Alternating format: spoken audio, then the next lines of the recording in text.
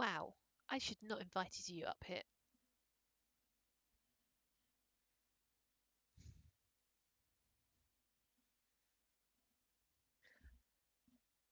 I might have made a poor decision by inviting my cats into the stream room because they're being extremely bad. But I mean, that is just cats, isn't it?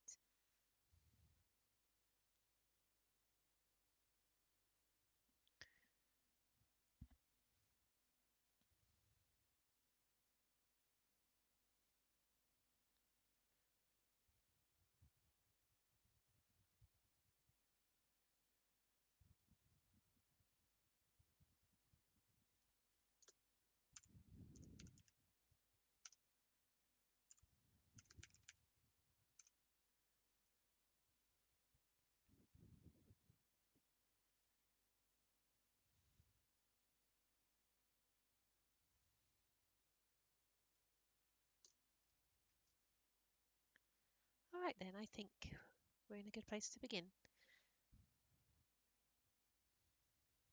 No, we're not, because Photoshop is loading.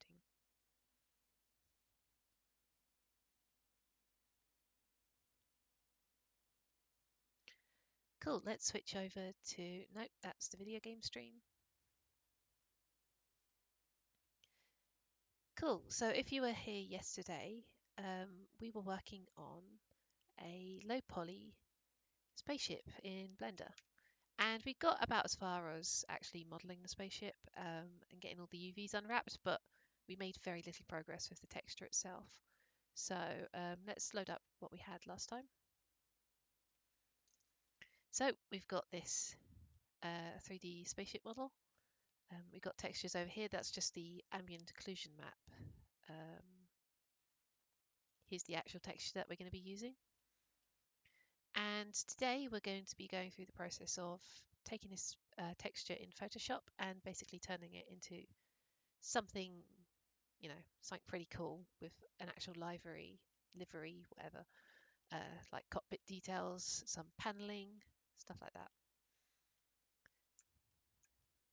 Anyway, so yesterday I had on a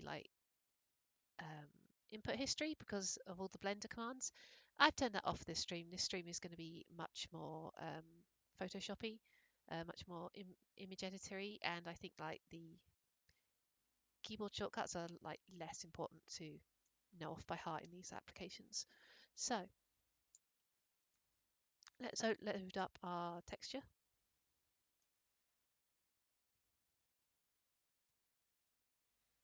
So this is our base. Basically, we have got like the dark grey, which is representing sort of the like unpainted hull, the sort of details of the uh, body. So this is going to be panels. This is going to be like little flaps that come open to put landing gear down.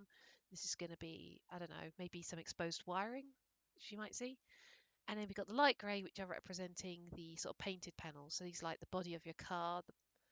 This is going to have decoration on it because I like to have brightly coloured spaceships. I'm a bit of a I like my spaceships to be a bit closer to the designs in Homeworld, where you've got bright, bold colours, like it's blue with a big white stripe down the side, rather than, let's say, Star Wars, where it's grey and maybe has the odd bit of colour on it.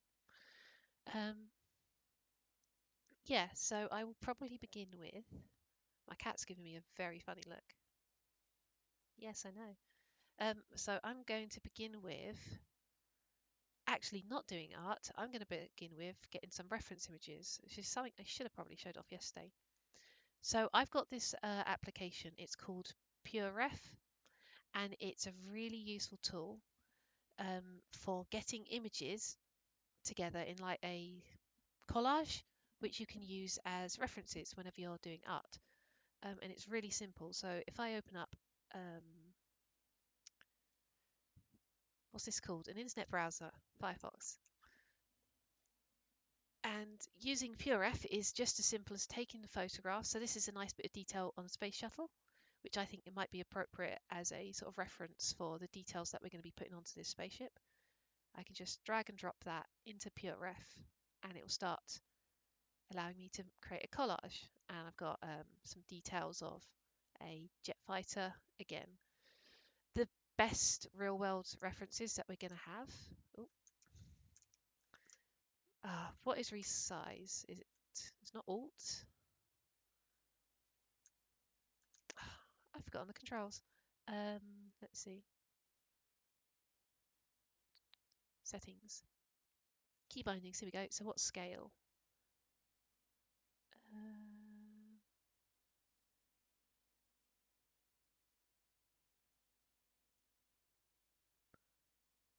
Here we go. Left mouse button. Oh, control and alt. Interesting combination. There we go. Yeah, so our like real world closest thing that we're gonna have to like space fighters gonna be jet fighters. So probably if you want to know what sort of details you to include on the surface of your space fighter, looking at stuff like rockets and jet fighters are a good choice. I think a lot of people there is a temptation to look at like existing fictional works, um, like look at Star Wars, look at Star Trek. I think that can get you into sort of a bad habit of just sort of copying ideas that other people have already had. Unless you're like doing specifically like fan works, you're trying to create a design that's explicitly in that universe. It's very helpful to keep your references to the real world design, so you don't just start copying something that someone else has already done. And obviously, everything in the real world is also designed, but the stuff in the real world is designed with a purpose in mind rather than just aesthetics. So you can make a more informed decision about what you want to keep for your ideas and what you want to discard for the sake of rule of cool. So I'm just going to grab some interesting details which might serve as good references. Oh, Control and Alt. Let's get a stealth fighter. So let's go with the F. I don't know, 35. Yeah, F-35. We'll just have like underside details maybe.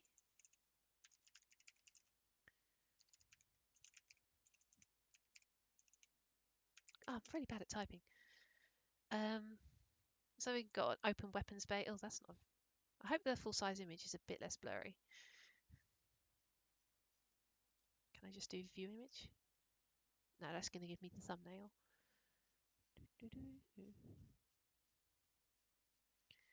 It's at times like this it would be helpful to have like a really high quality like 3D model of it. But the problem is that a high quality 3D model is also going to be something that someone has designed.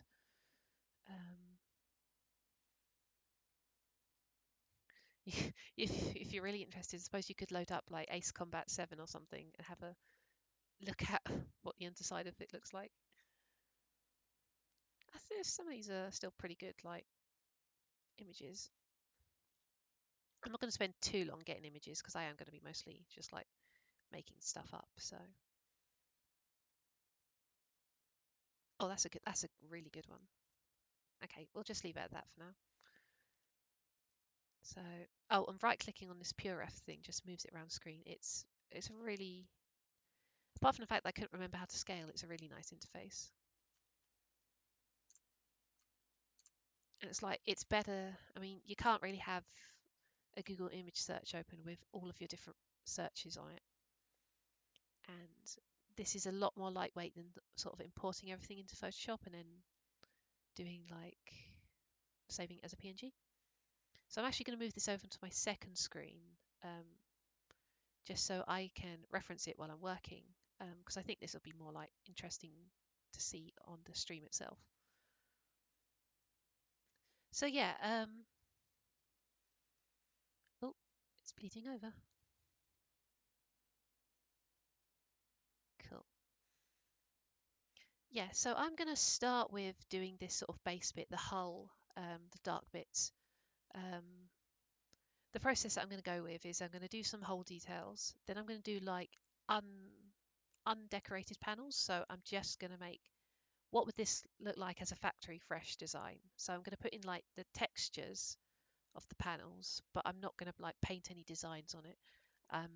If I do that at the very last step, I've basically got an intermediate point where I've got an unpainted version of this design.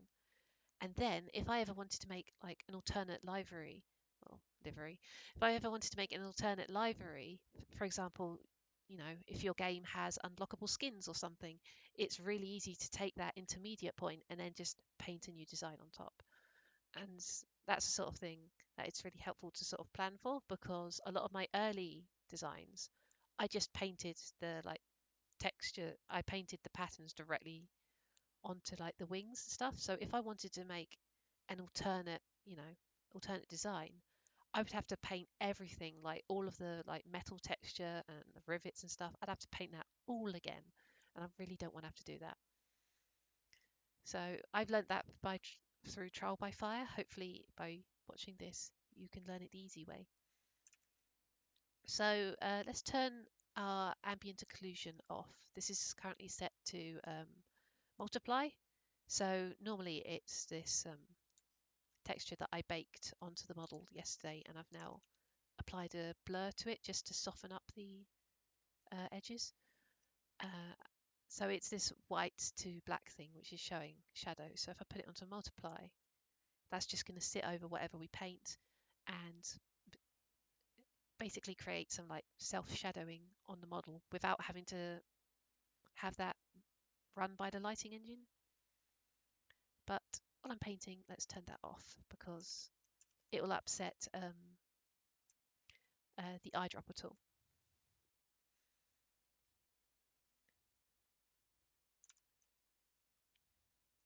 So we'll go down to the base. I'm not going to paint directly onto the base. I'll create a new layer. So let's call this panels.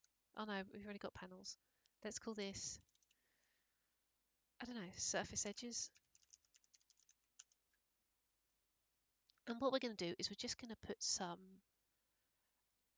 we're going to put some edges onto the design. So like looking at these, we have got different shapes that are cut out for, reasons. I'm guessing, yeah, that's probably an escape hatch. I mean, it does say rescue.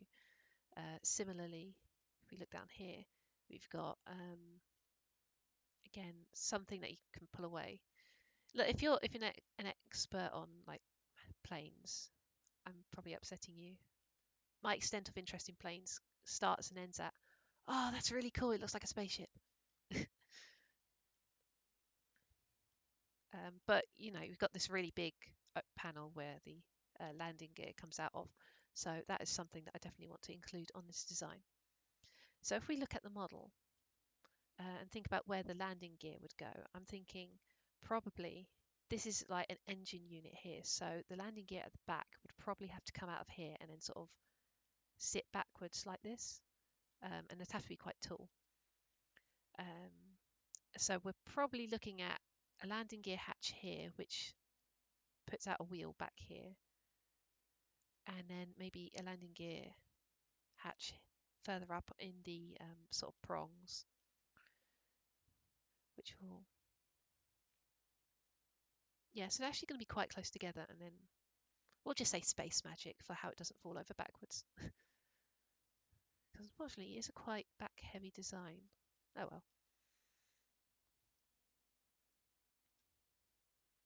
So if we look at the surface, if we look at the solid surfaces we've got here, and select like these bits, you see that we're actually looking at this part of the UV map here. Similarly,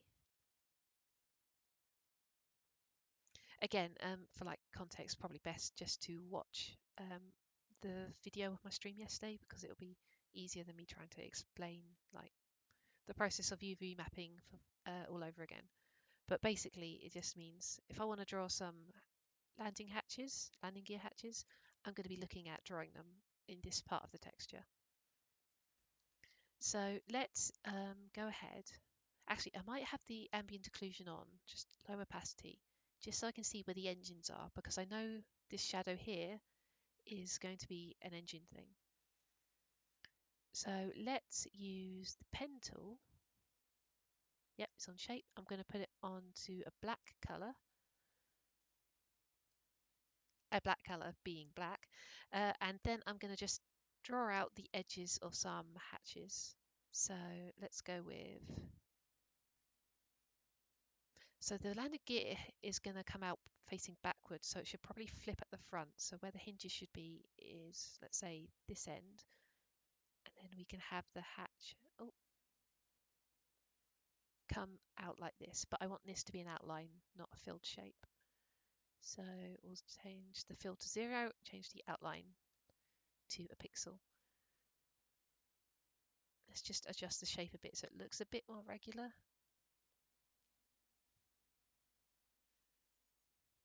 Let's move that up a bit.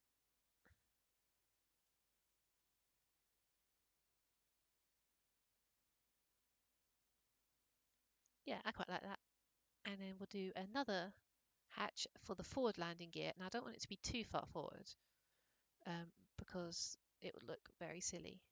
I mean, the spaceship already looks quite silly. It is a spaceship after all. So I'm just using the pen tool to like draw the outlines of some of these hatches.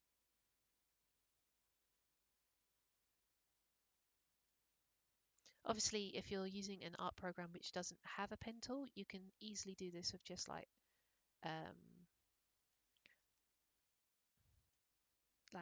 I don't know. Most art programs that I've used have some way of drawing like straight lines with a pen. So you don't have to use like a vector tool. It's just convenient because Photoshop supports that. So I might as well make use of it. So I'm going to say that these two are going to be the hatches. So I'm going to select both of them. I have to have both layers selected. I'm going to do edit. No, I'm not. I'm probably the easiest way of doing this is just duplicating layers. So I'm going to hit duplicate layers. I'm going to grab the copies. I'm going to do edit, transform path. I'm going to flip them vertically, and then I'm going to move them up to the other half. Let's try and get these aligned properly. So if I hold shift while moving upwards. Okay. Cool. So we've got the hatches sort of outlined in these two bits. And now before I commit to anything, I'm going to save this, and specifically I'm going to save the image file. Oh, actually, I'm going to turn the UVs off and put the AO back up to maximum. Then I will save the image as a PNG.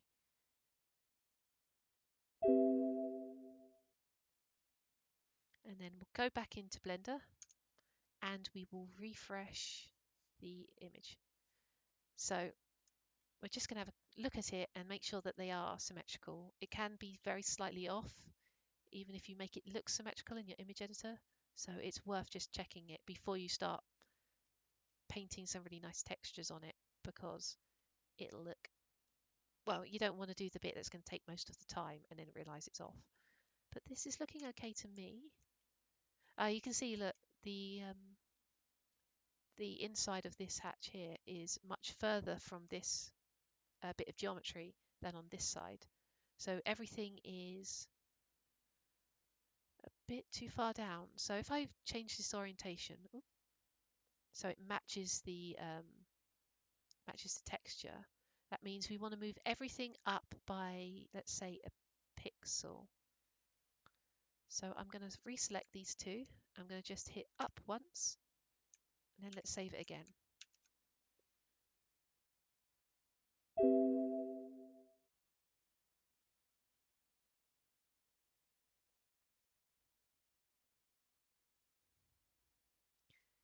Okay, and yeah, that's a lot better, I think. The gap between the geometry and the texture is now pretty much equal on both sides. So this is why I always check. It's always, if it's off by 1 pixel and you're working with a high resolution texture, like, it's fine, you probably won't notice. If it's off by 1 pixel and you're working with a lower resolution texture where each individual pixel is visible, it's a lot more noticeable, and you don't want to get that. Although I noticed that these ones are not equal, so I could probably stand to move the top one down by a pixel. So if I just select that one, hit down,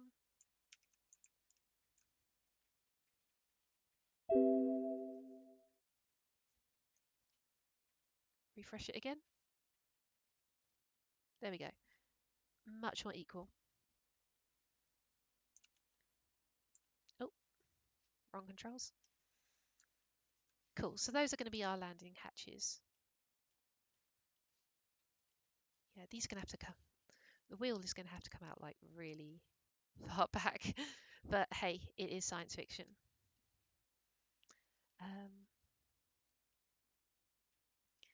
So apart from hatches which are like have an explicit use, it's nice to just stick some extra texturing on the bottom, because obviously it's probably not been made as all one like sheet of metal or plasticsteel or whatever this universe uses.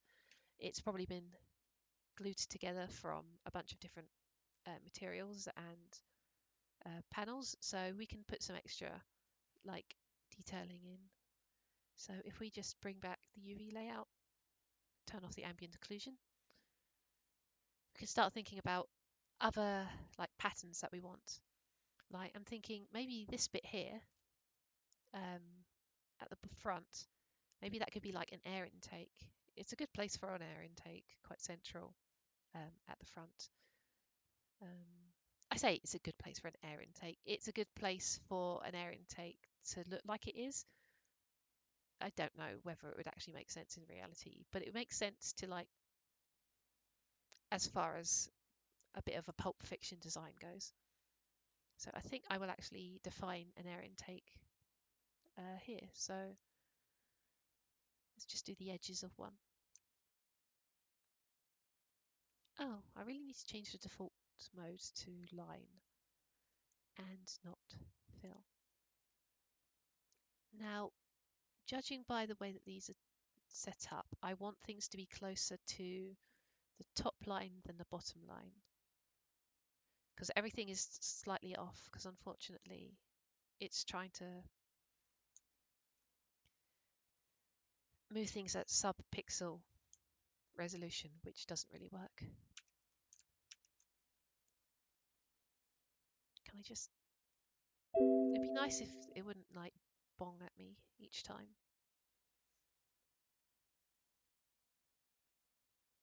Oh, I turned AO off. My mistake.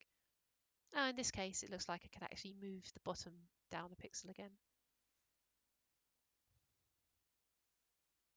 This is probably like the most frustrating part of the texturing process. At least, you know, the way that I do the texturing.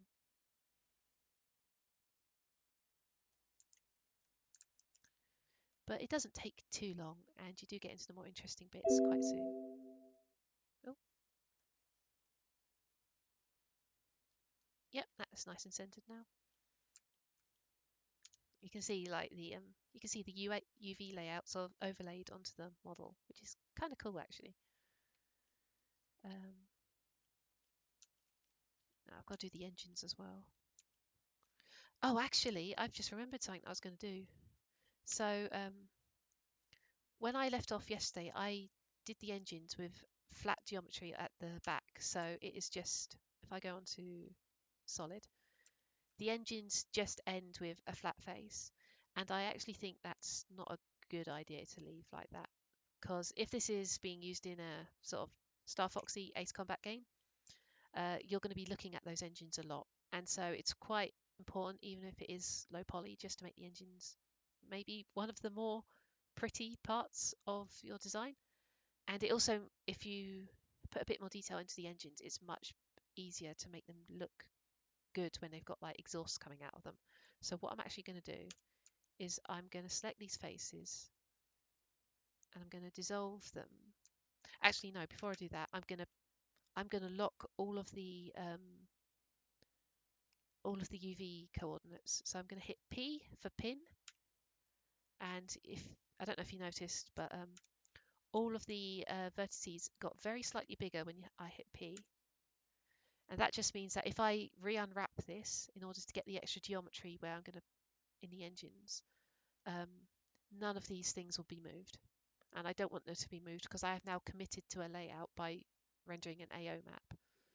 So if I just come back in here, and I'm going to dissolve these faces together. Oh. And by dissolve, basically, I'm taking these separate tries on this plane, and I'm basically turning it into one multi-sided plane. So I'm going to do dissolve faces. Same with the big engine. Just select all of them. Space to open the search bar and then dissolve faces. So space, oh, space, dissolve faces. And what I'm going to do is I'm going to use the inset functionality. Perhaps I should actually turn the input history back on. Here we go. So I'm going to use the, I think it's called inset option, where I'm going to create an extra sort of bit of geometry by scaling in from the edges of the face that I have selected. So if I hit I, basically I can make, a smaller, what are these? Decagons. Yeah, 10 sides, decagons inside the big decagon. And then what I'm going to do is I'm going to go into like side view, turn on the hidden geometry, which is down here. And I'm just going to move the inside bits of these engines in. So I'm going to grab them with G, lock it to the y-axis with Y, and just move them in. Let's just go that far. So now I've got engines with like actual inset ends, and so I can paint the inside pattern here. And if I put in, well, I'm not going to do that in here, but if this was in an game engine, you could put like a particle emitter at this point here, and when it blows out, it will look like the jet exhaust is coming from the actual engines rather than the flat one. If you just put a particle thing here, I guarantee it would look a lot. The illusion would be a lot less convincing. So again, I'm going to hit I, and then I'm just going to move this in. So hit number pad 3 to get to the side view. I'm just going to move it in on the y-axis so that the engine has a bit of depth. Cool. Let's just hide the geometry again. So we've given the engine some depth, but they're not actually really... Currently, we haven't unwrapped anything for this extra geometry that we've created. So we're going to have to modify our UV layout. So what I'm going to do is, first of all, we need to turn these decagons into tris. So I'm going to use the knife tool on K. I'm just going to slice these up into triangles and quads. There is a tool to do that. You can do like automatically convert to tris. With these low resolution things, I prefer to do it manually just because the results that Blender gives you are not always ideal. You want these tris to be as close to equilateral as possible. Whereas it might do something like turn this bit here into a triangle, which is, you don't want that. Although actually it's going to do that anyway when this quad gets turned into a tri. Maybe I'm talking out my ass. Anyway, so let's grab these faces.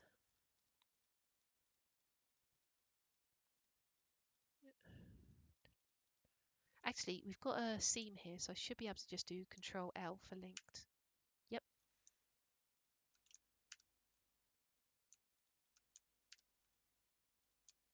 Oh, Control L. Oh, so actually, it's been a bit smarter than I thought it would be. So I could actually leave these as they are, but I don't. Do I want? No, I don't want to do that. I'm going to unwrap the sort of ring bit so it's separate from the inner bit,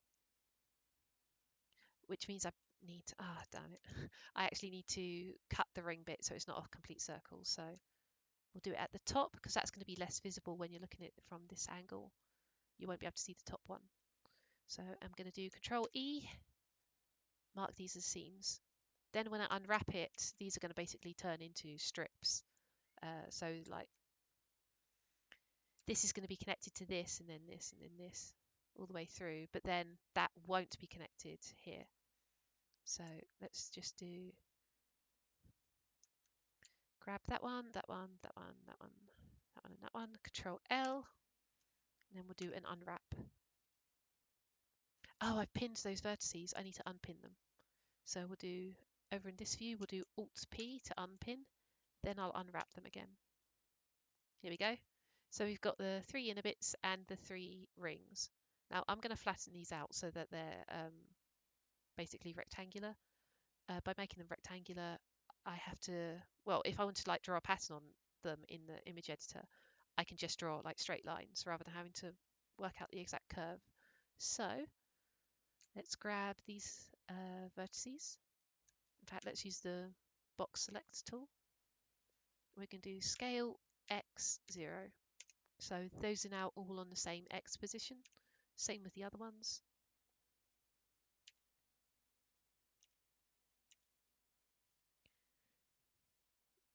Scale x0.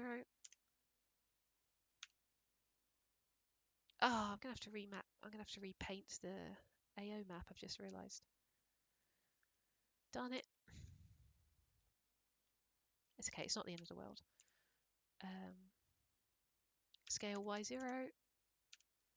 So by setting the scale of these like pairs of vertices to 0 in a certain axis, you're basically saying, please make these on the same value.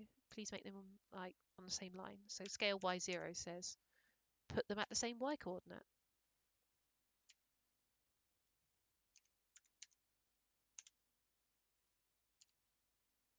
Oh.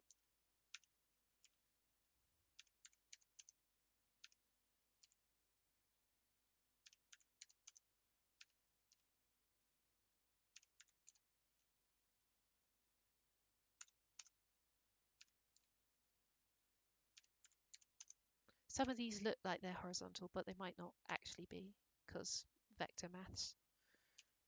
So I'm just going through and I'm doing them all anyway.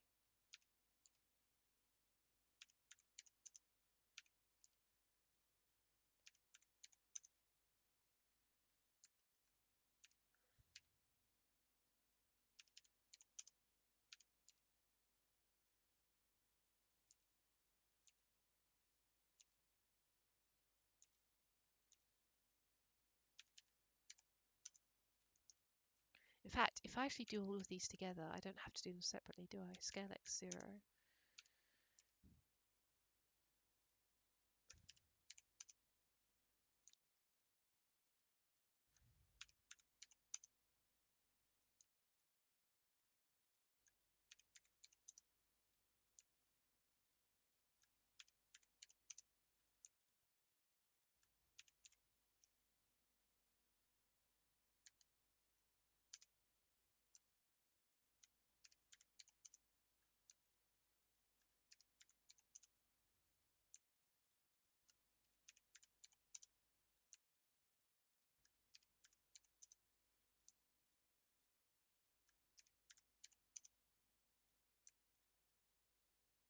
Oh no.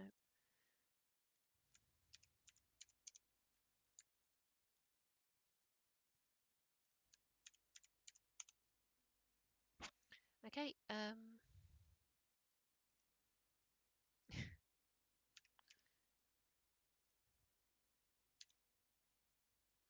let's try and make them similar heights to this other one.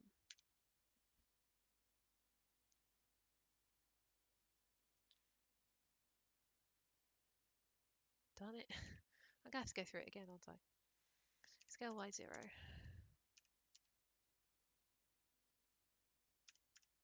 The benefit of making these all the same size would be I only actually have to make the texture once and I'll just copy and paste it into the 3 positions.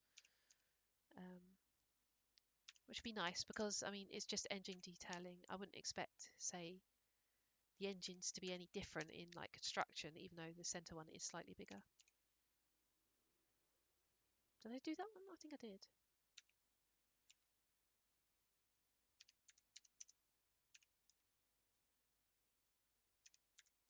That one already looked like it was level.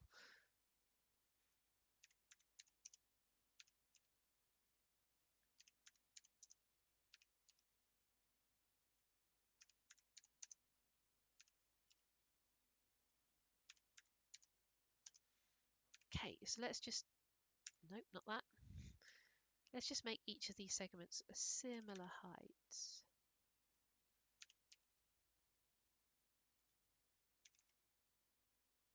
And I'm doing this by eye. I'm not measuring it, because as long as it looks okay to the naked eye, that's fine. Because if you stick this in the game engine, the only people who are going to be, you know, licking the models and scrutinizing it are going to be other game developers who want to know how you put it together. And it's okay if imperfections show to them, because that just tells them they don't need to chase perfection. A complete thing that is good enough is much better than something that never gets finished, that chases an impossible standard. I say, slavishly measuring all of these segments. Do what I say, don't do what I do. Okay, so is this... Yeah, okay, so that one is a slightly bigger one.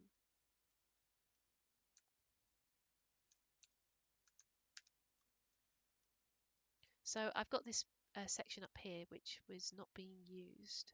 So if I just switch over to this, I've got this section up here which was not being used for any texture. I'm actually going to move these up there. So let's make them a lot smaller.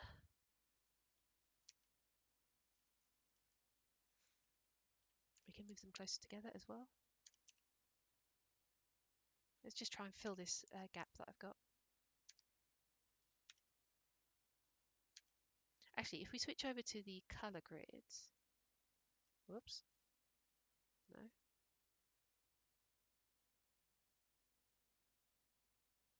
Oh, interesting. That has replaced the color grid. Oh well.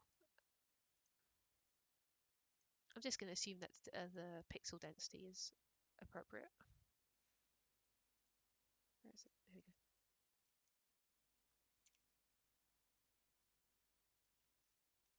And we'll take these center segments and we'll move them back into where they were before, which was up here somewhere. So luckily this version of the texture actually has the old UVs on it, so I'm just going to move them as close as I possibly can to where they used to be. These two should be the same scale, so I'm actually going to make sure I scale them together.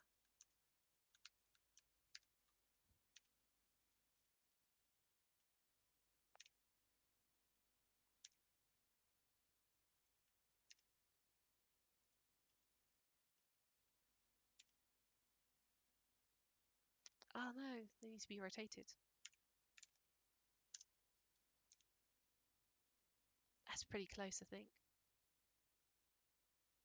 Luckily, I haven't done much work on this part of the... Well, I basically haven't done any work on this part of the texture, so redoing it is not going to be a massive problem.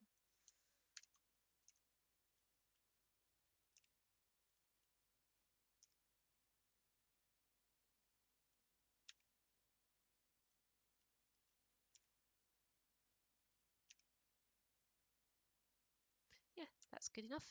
Okay, so yeah, no overlapping has been caused by this.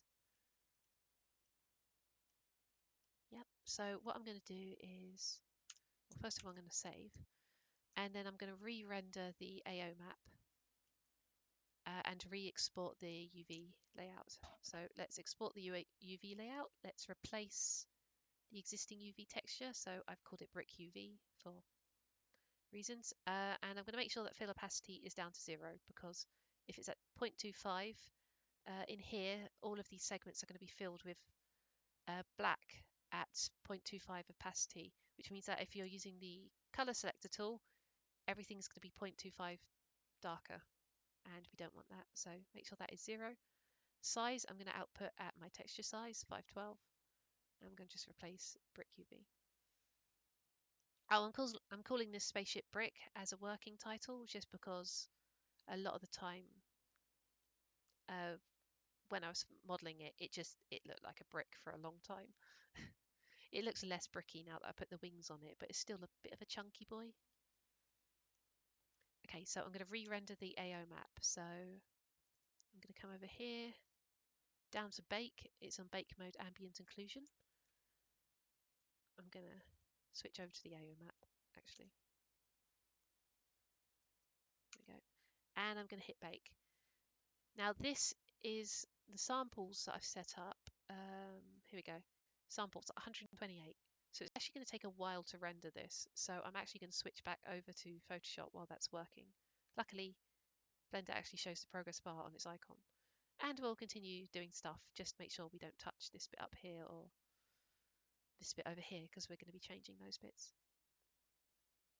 Well, I suppose I could import the new UV layout while I'm waiting. So we'll do File, Open. We'll grab the new UV, just copy that and paste it into this file. Here we go. Oh, is that in a different position? Oh no. Hang on. Control Shift V. There we go. Control Shift V is paste in place. At least in Photoshop. I mean, most other art programs are sensible enough to know that you want to paste in place anyway. Oh, I'm going to turn the input overlay back off again because image editor inputs are not as interesting as Blender inputs. Yep, okay, so I'm going to delete the old UV layer, rename this one to UV, and I'm going to take its opacity down as low as I can go without it becoming invisible. Basically, I want the UVs there for reference, but I don't want them to get in the way of my texturing. Cool. How's that going? Oh, most of the way there.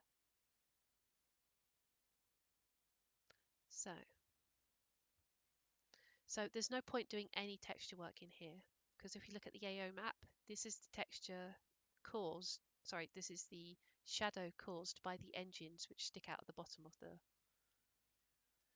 so the engine here sticks out and covers up part of the bottom of the hull. So any texture you put onto that surface there is actually going to be hidden by the engine geometry. So there's no point doing any work in here. So I'm just going to leave that. Did I just paint on the UV map? I might have done.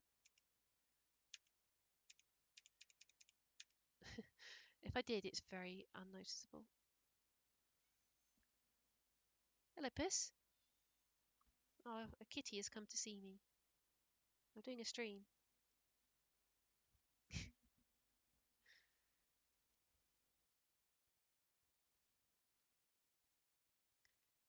Okay. So we've got this bit, we've got this texture in here, which is the texture that sits in here in between the two prongs. So we want to get some interesting things in here. Now I wanted to get like, I don't know, some sort of sensor package which sort of points forwards in here. But because this is low poly, I didn't want to render like the sensor package. It's going to be purely done with textures. So I'm thinking maybe some sort of, I don't know, tubing or something. Something that just looks sufficiently, you know, sci-fi. Where's my reference? There's my reference. Yeah, so if we got we look at this SU30 or something, we've got this thing here. I think this is actually the fuel line. It's either the fuel line or it's the gun. I'm not sure which, but we can do something a bit like that for a sensor package.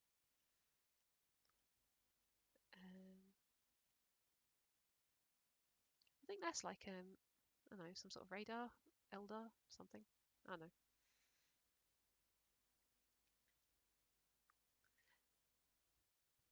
So if we come in here, let's carve out a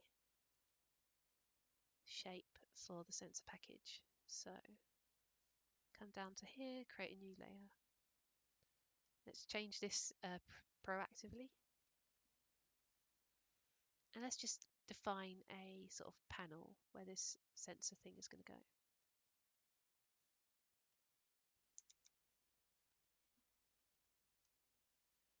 Oh, that didn't connect up properly.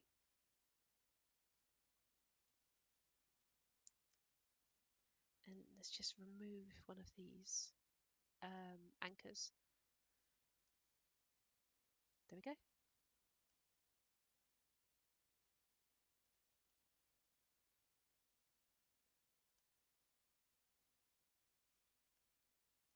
So that can be on that side. And I think I'll do something a bit asymmetrical on the other side. So maybe some sort of maintenance access panel.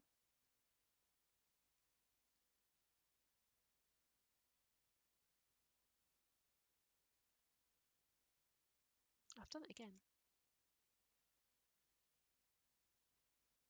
In fact, let's do 2 panels because I'm feeling generous.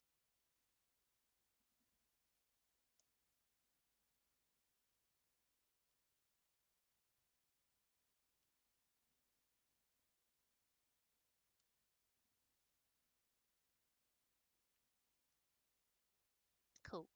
I know that the render here is finished, so why is that grey? That should be white. Oh, because it's the wrong material. Darn it. Oops. I need to change this material to the pure white material.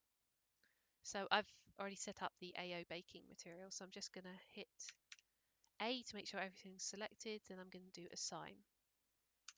Now if I rebake the thing, oh, I've got to wait for it again. This time it won't be grey. Yes, okay, it's coming out white this time. That's much better.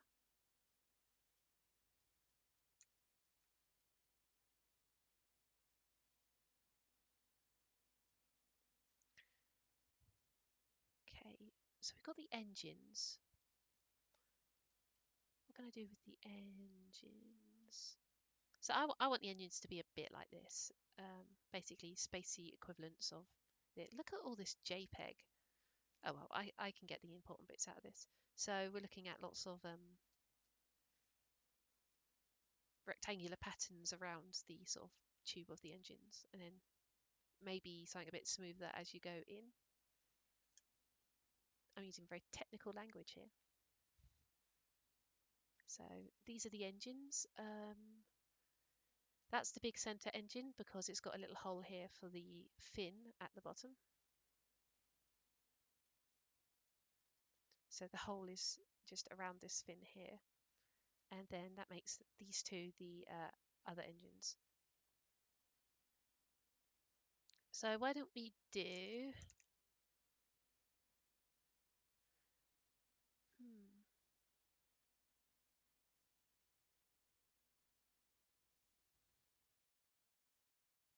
Oh,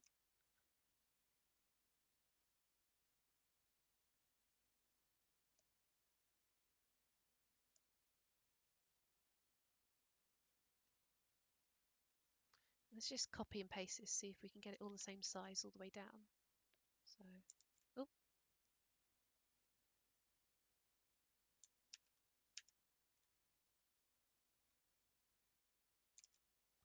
switch over to the other selection tool.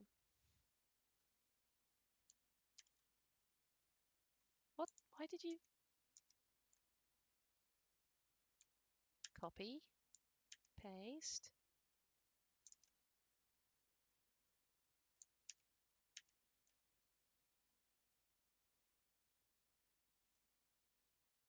It's because they're on the same layer, isn't it? It's trying to combine them. All right, separate layers.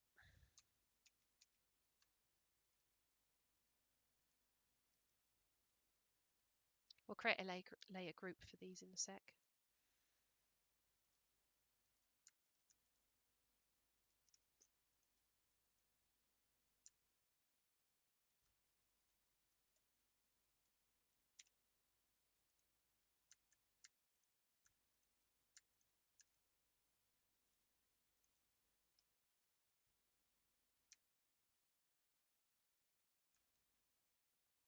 Ah, they do need to be taller. Unfortunate. I should be able to just select the whole load though.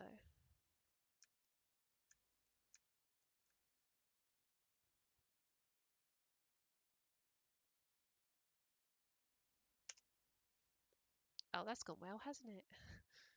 Oh.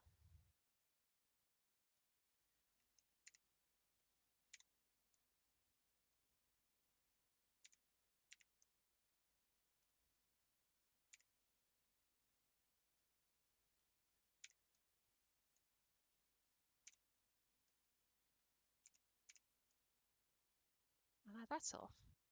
Darn it.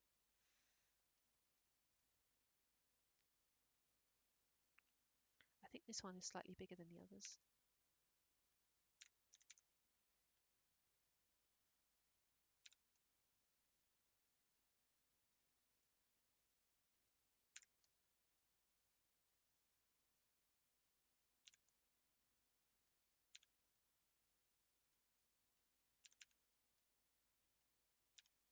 Render done. Ah, there we go. That's much better. It's white this time. So if we look at these, the baked AO maps actually apply to the model. Texture mode. There we go. So we can see that the engines are darker, have got some self-shadowing going on the inside here. So we'll take this image and we're going to save it over our existing ambient occlusion map. So save as image, pick out the brick AO texture and save over that. And then in here, we'll just stop what we're doing for now. We're going to, I won't delete the AO just yet, but let's open the new AO texture. Let's do Control A for all, Control C for copy, Control Shift V for paste. And I want to recreate this Gaussian blur on it. So I'm going to do Convert to Smart Object. And then I'm going to apply a filter, blur, Gaussian blur. And I think the radius will default to the same as the old one. What is the radius on this one? Yeah, 2 pixels.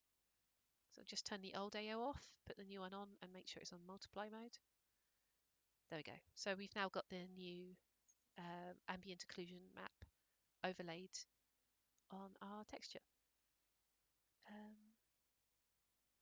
So I think if we call this AO, I think we're safe to delete the old AO map. Nice. So let's just have a look at what we've got so far. So we're going to save this as a PNG.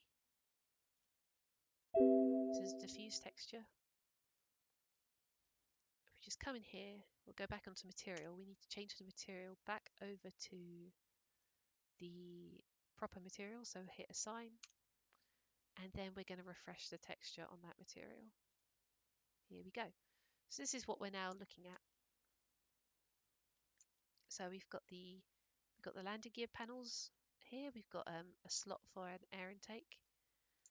We've got a panel for the sensor array, which is going to sit on the inside here. We've got a couple of like access panels on this side. And this does look really this looks really bold and cartoony at the moment.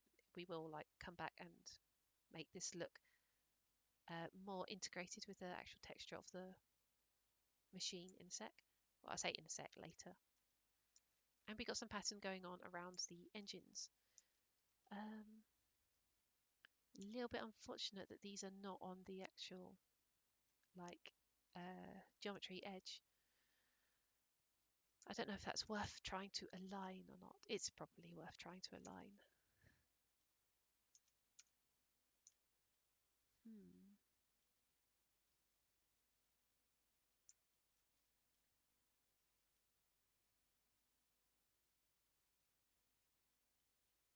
Yeah, okay, so if I move everything round by, do I need to move everything up or down by 2? I think I need to move everything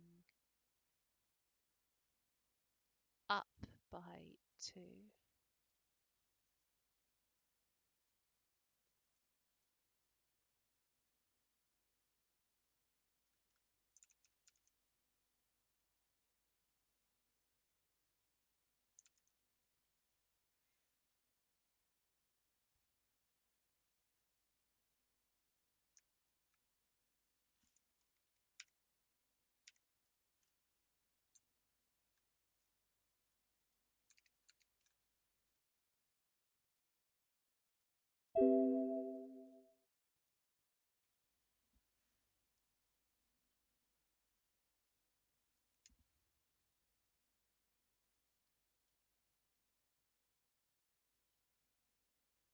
Okay, perhaps we didn't need to move everything up by 2, but that one is at least closer down here. Yeah, okay, those ones need to be moved back up. That one needs to be moved up by 2. This one probably just 1. That one just 1. Oh, this is the worst part of texturing. Okay, so that's where's the seam? The seam is up the top. So the first one comes down by 1, the second one can stay where it is, third one comes down by 1. So let's do that.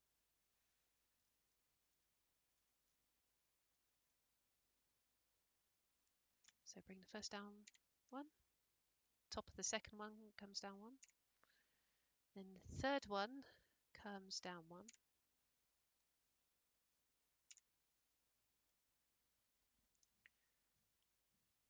so let's just check that that is actually correct.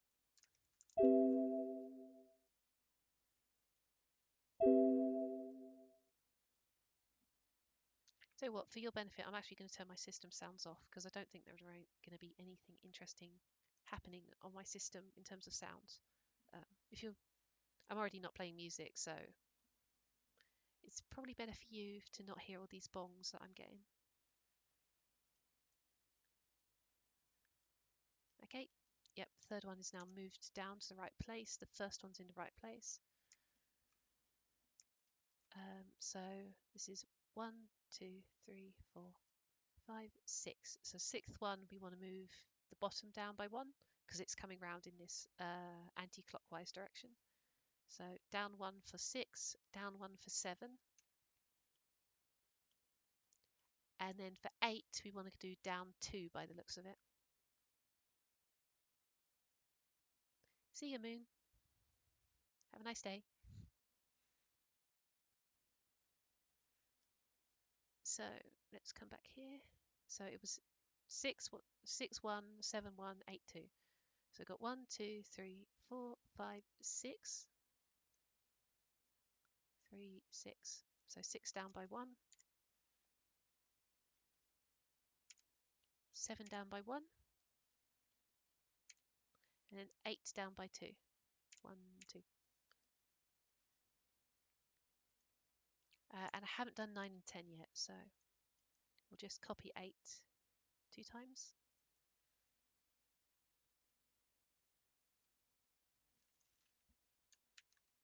Whoops.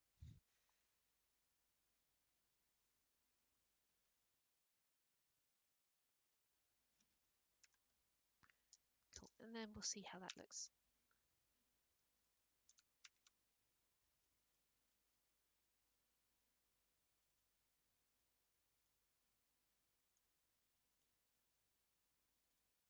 It's quite hard to see because it's so dark under here, which is probably a good thing. But that looks like the edge is in the right place for all of these ones. So I'm hoping, I mean, I'm holding out hope that if I just copy this to the other engine, I won't have to adjust anything. So we're about to find out if that's true. So I'm now going to just group all of these together. Is that all of them? That is not all of them. How is that not all of them?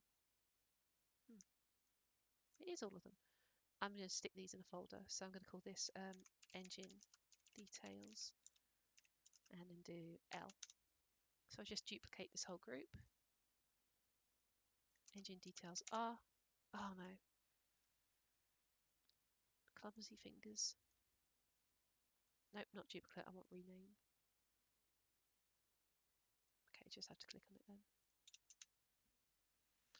And let's just move this over horizontally to the other engine UV map and see how that looks.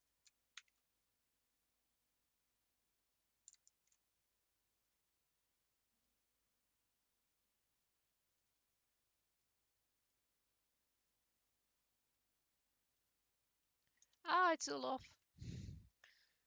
Ow. Gosh darn it.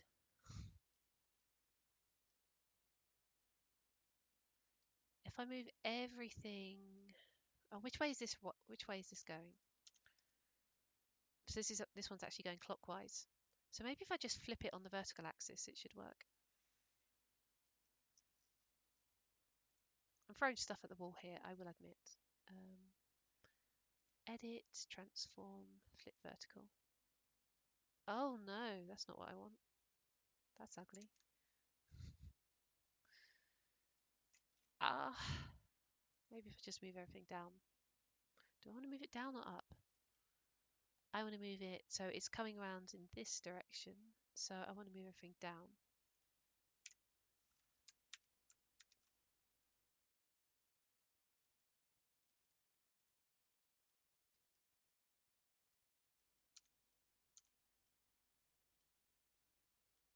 Oh, actually, I think that's as close as we're going to get it. Because if I move this one over, I suppose I could move 6 over 1. It would be more on this side, but it would at least be straddling the line. Oh, I'll do that. Where is number 6? So we've got 1, 2, oh, that's 3, 4, 5, 6. Move the bottom of this one down 1. That looks very unbalanced. Again, these things always have a bit of distortion on them, unfortunately. Oh, I moved the wrong one.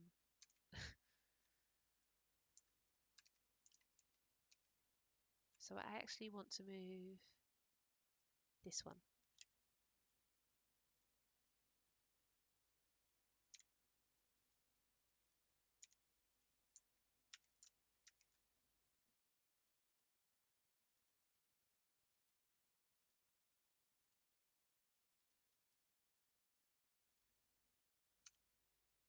Yeah, that's better.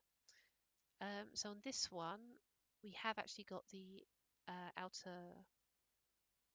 edge visible, and then this one, the edge is not visible. So I think I need to move everything. Well, everything needs to come in this direction, one, but what would that translate to on here? So it's winding clockwise, which means that this is the left-hand side on the texture. So we want to move everything away from left, so everything needs to move to the right one. So let's grab this. Right one.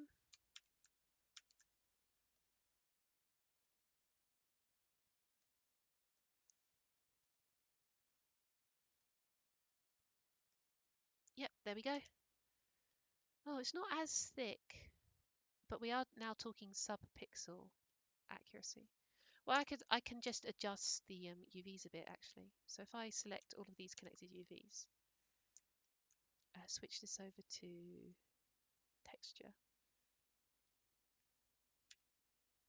I can move this edge here. Oh, can I?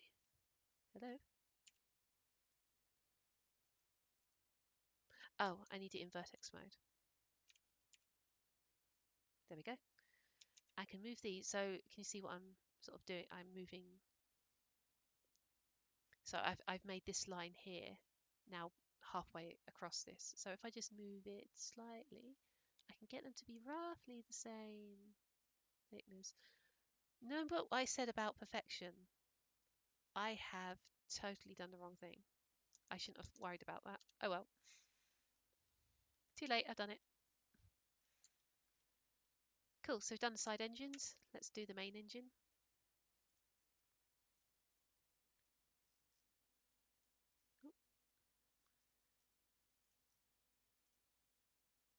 Which is going to be this bit here. So let's just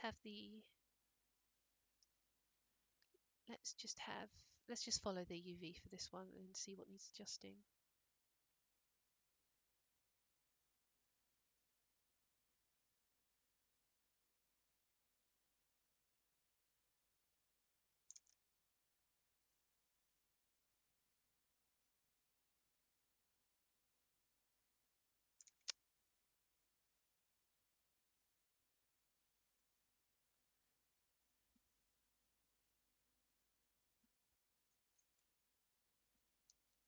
Wow, okay, thank you, cat. Get off my lap.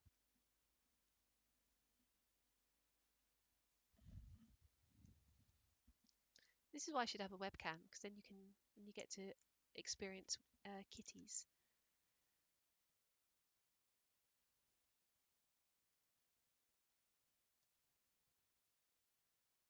That one is definitely too high.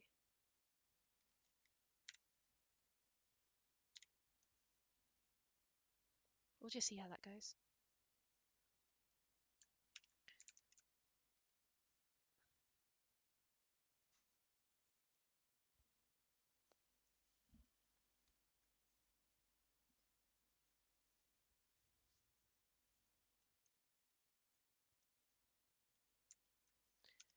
Right. Oh, which way is the winding going on this one?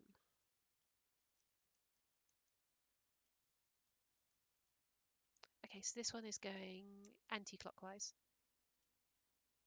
Well, that's a fair bit of distortion. Look at that. It sort of gets thinner at the end here. That's unfortunate. It's not worth worrying about, I don't think, though. So we're going to...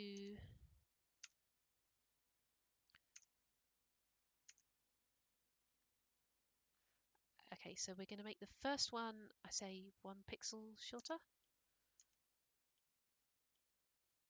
Then, so that's 1, 2, 3, 4. Fourth one is going to be 1 pixel longer. So let's just do those two first.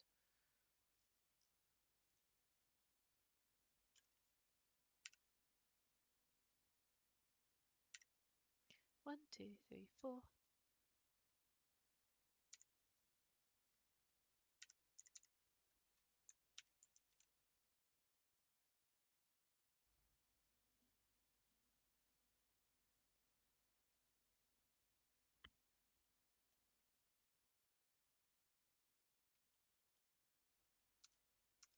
Yep, that's good. That's good. So this is 6. No, it's not. It's 5, 6, 7. So 7 is going to be 1 higher at the top. 6, 7, 8, 9 is going to be 1 higher at the top. So we're looking at 7 and 9.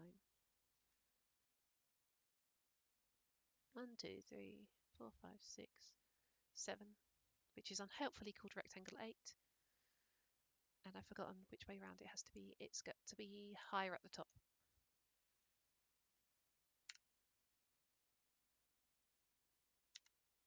And is it the same for 9? 9 has to be higher at the top.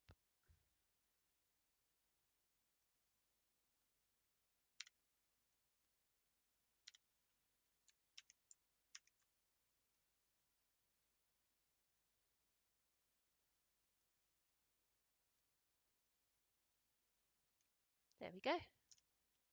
That's all nicely lined up. Again, I'm going to have to move it all this way, which is going to be, is it going to be left or right in this case? So this edge here is this edge here, which means that the whole thing needs to go left. Needs to go left. So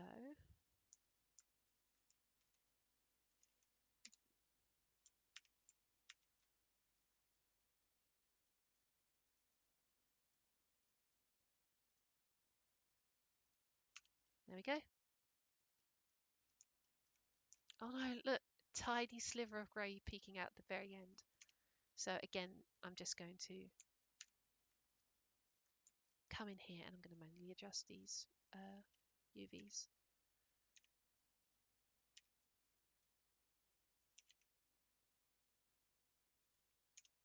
There we go. Can't see a tiny sliver of grey at the end here now. Cool. Where's PureF? So this, you know, the real jet engine has got like multiple layers of this thing. I'm not doing multiple layers for my own sanity. I'm just gonna say, oh, it's a futuristic space engine. It's fine. I do have to do the insides though, unfortunately. But we can do some more. We can do some like paneling, like this bit here, little panels here, whatever the hell that is. Like I said, my knowledge of planes goes about as far as, hey, they look cool. Oh, and again, I'm going to put these in a folder. So we're going to call this engine details. Oh, somebody's hit cap locks. Engine details, middle. So let's do stuff like, I don't know, just some interesting lopsided panel shapes. So let's get some 45-degree angles in there. Everyone knows 45-degree angles are very science fiction.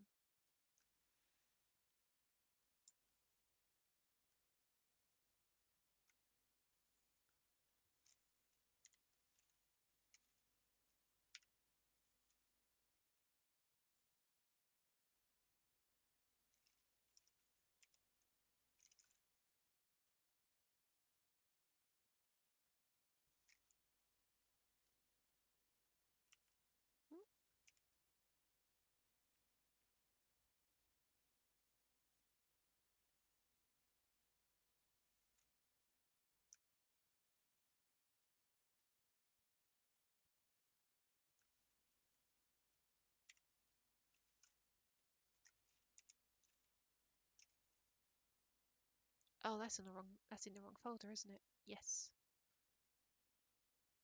So this is L.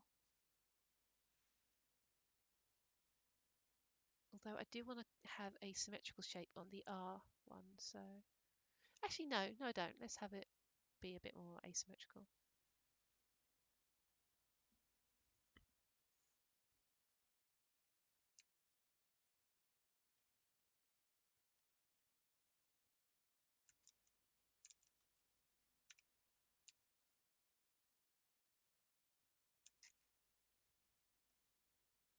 Yep, those are aligned.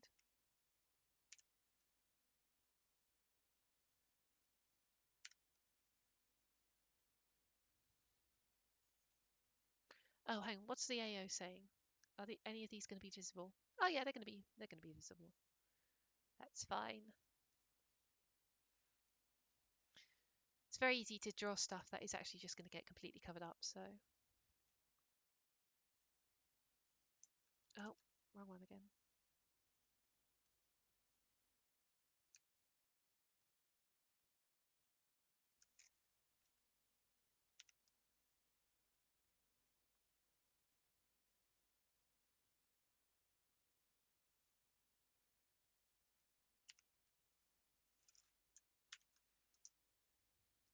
Depending on your sensibilities, these sort of panels that we're drawing can be as purposeful or as random as you like. I suppose it depends how much of a hard sci-fi world you want to create. Whereas a lot of this is just, hey, it looks cool. There you go. Got some interesting panels going on. Just a bit of engine detailing. I'm actually going to just step away from my computer for 5-10 minutes. Just get a drink of water. Because it's not healthy for me to sit here doing nothing, just sit here not moving for too long, and I really should look after my body. So I will be back in 5 minutes, maybe 10 minutes, and I'll resume the stream. Okay, just switch over to intermission mode, and I will see you in a bit.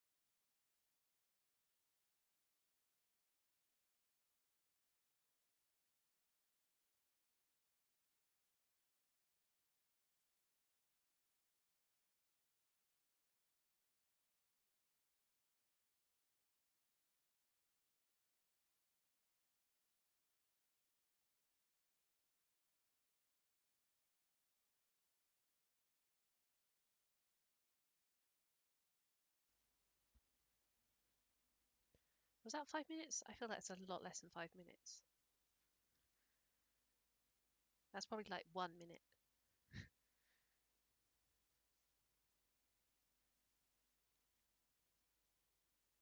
I said I'd go for 5 minutes. I'll wait. I'll wait 5 minutes just in case anyone was going to weigh.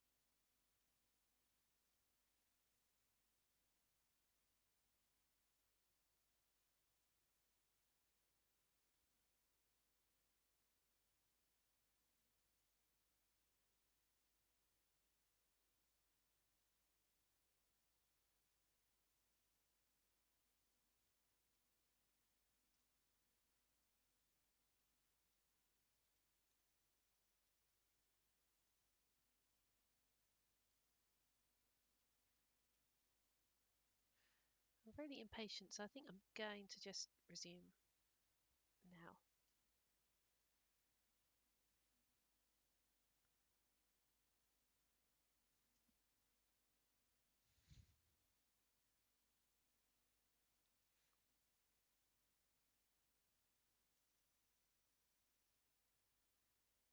Yeah, it's probably enough time now. All right, so let's continue where we were. I think in terms of panels, like on the underside, probably do some paneling up in this bit here. Just it's going to be mostly hidden, but at the moment it's going to look very flat, and I want to have some edges going on here. I don't know whether to do like intermediate panels, which sort of connect these two. Um, Obviously, like in a real thing, you've got like these panels here, but they're very subtly delineated compared to, say, this thing that pops out.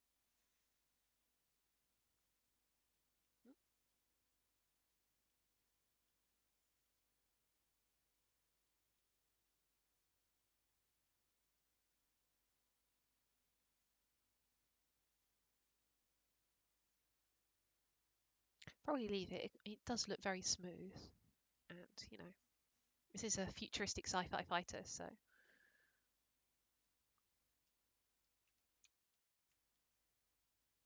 although I think maybe some small panels up at the front around the nose area would not go amiss for like maintenance or um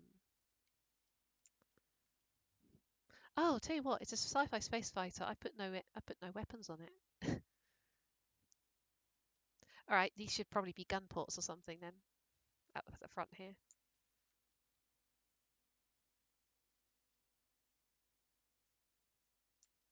Where else could the weapons go? Not really anywhere is forward facing, apart from the very front. Okay, we'll stick them there. We'll just do those as textures. So if we come into here, where is the front? That's the underside. Is that the front? Yes, that's the front. It's connected to the texture on the inside. So it's actually very low resolution. Um, what I can do,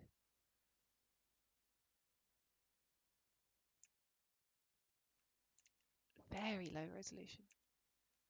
If I have it extend into the side a bit,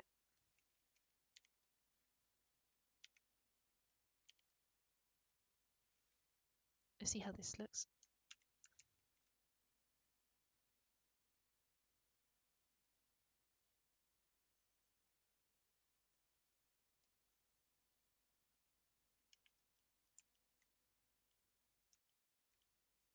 Yeah, so if I do like a gradient here, I can make it look like the sort of gun barrel or whatever, laser barrel, is extending down here to inside.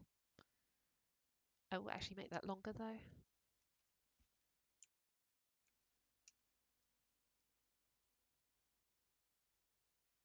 Oh, I can't make it too long because of this side.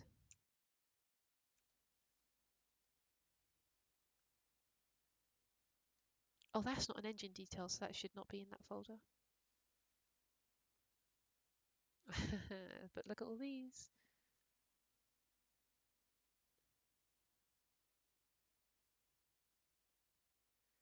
All these unsorted things. Okay, so that one. So if I just move this down here, let's call these for prong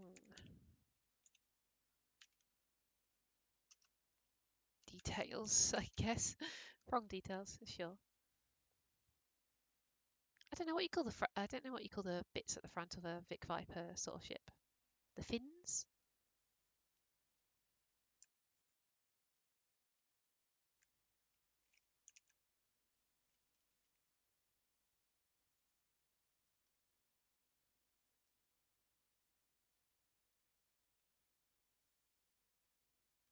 I should make these match up. Oh, they kind of already do.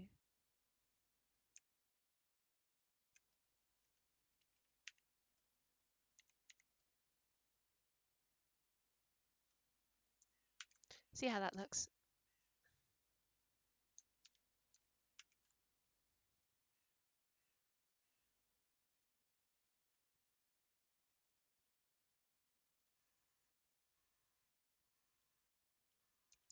Just make sure it is roughly in the same position. I can use the box select tool. Okay, so that one is slightly higher. The one on the right.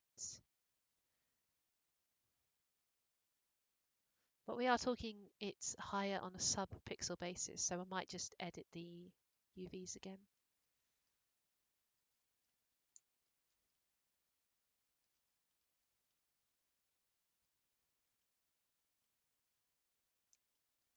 It's probably easier to edit the UVs.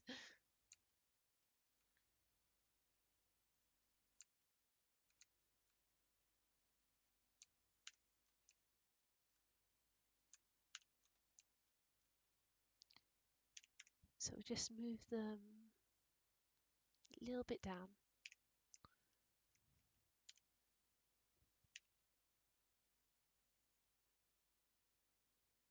Still not perfect, but that is as close as I'm going to bother trying to get it. Okay. Make sure we haven't ruined anything else in the UVs over here, but no, that looks fine.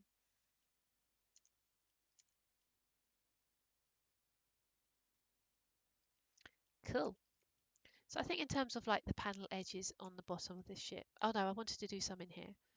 So not quite done, but I am close.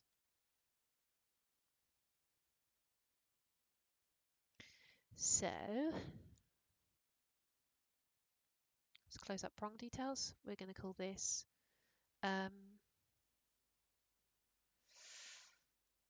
engine cover details. We're just going to draw some interesting lines in here. So let's go with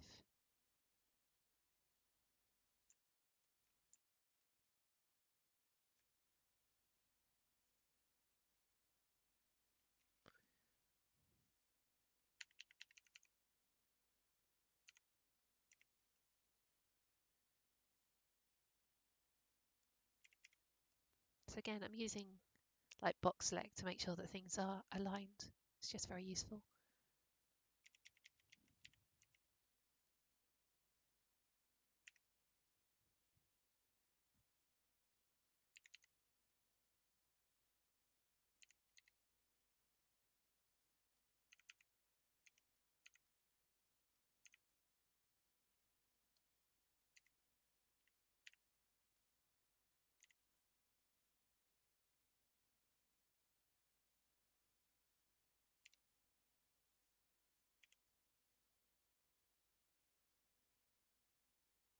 Oh, this whole bit needs to move down.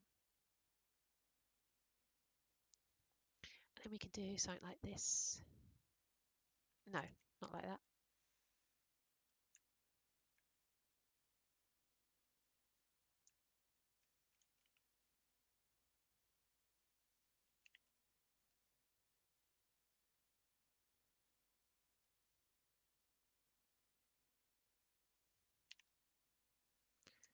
And we'll just see how that looks, whether it looks symmetrical or not.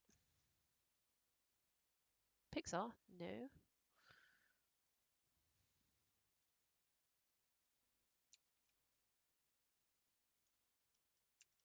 Does that look centered? I think it does actually look pretty centered. Okay, so the gap here is definitely smaller than the gap there.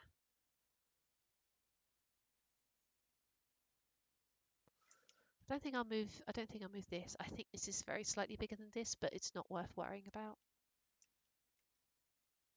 Oh.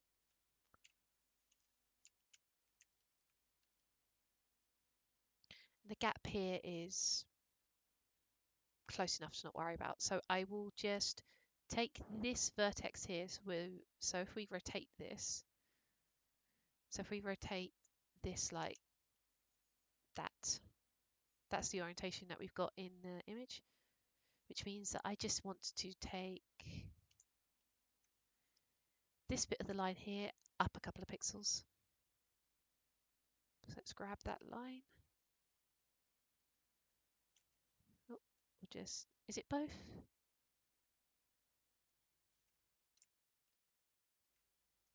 No, I just want to take the bottom bit up. So we'll grab that and move it up.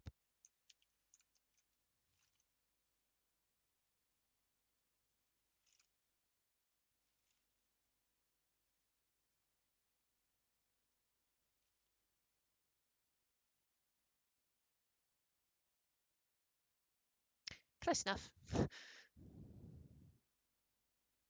Cool. So I think I'm going to call it there in terms of the panels on at least on the like dark bit of this design.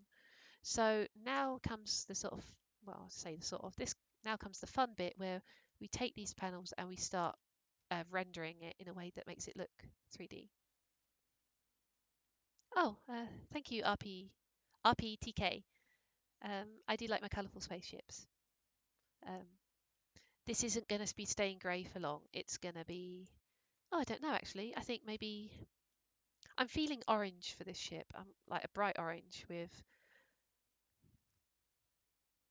Let's go Techie 45. Let's do orange and pink, orange, pink and white. Let's just make it as garish as possible. Because that's how we roll. I have no taste in colours. Oh, actually, what are all these for? Let's categorise them. This shape is, I don't know actually. Oh, engine stuff.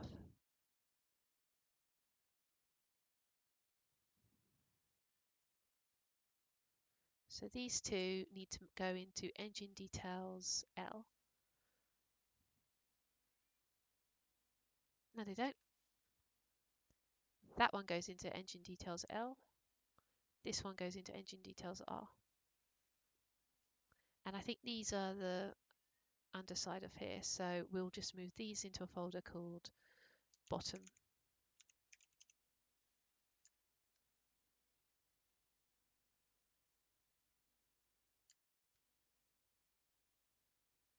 Cool.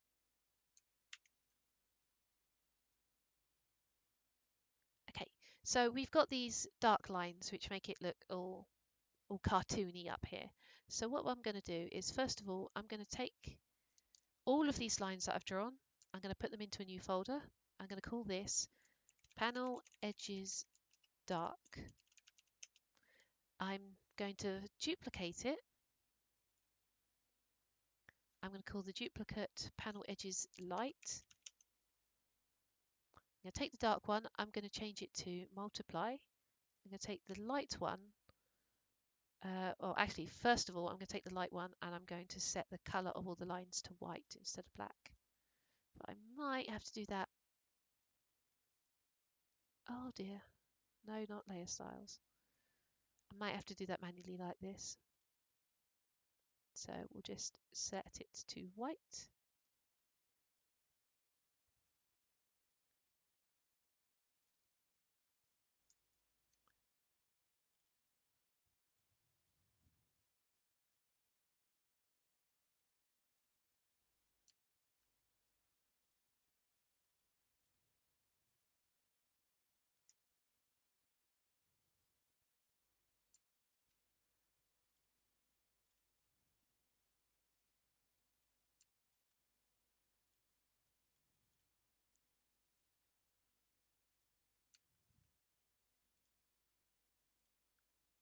There we go. And just temporarily, we're going to hide that. So this is multiply. We want this one to be screen. So basically the opposite of multiply. And then what we're going to do is we're going to drop the opacity of both of these categories. I'm going to take this one down to, yeah, let's take that one down to 40. And dark, I'm going to take down to, well, let's see.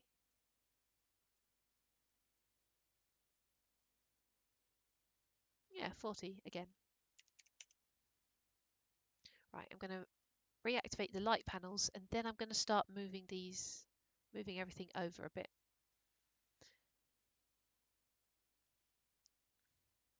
Oh, so let's start on these things at the bottom, and let's move the light bits back a bit. I think I should actually put the light underneath the shadow. Oh, so take that, put it under here.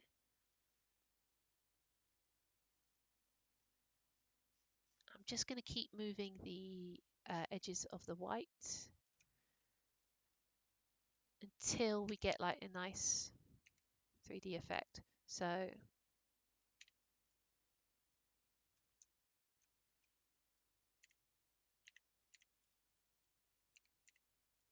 oh dear.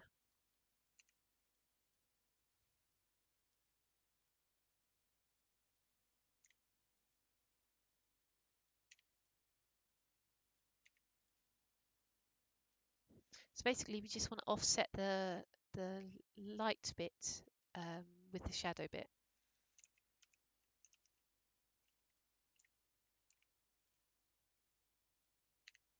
I think I will probably drop the light opacity down even further.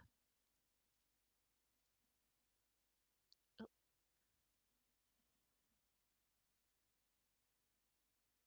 yeah, we're actually going to have it very low opacity. We don't want it to be too overblown because these, the edges of these panels are not going to be lit up or anything. It's just the way that they're reflecting the light. Does that make sense? Trying to get the direction of the light to be consistent here. Although that is actually inconsistent. Yeah, okay.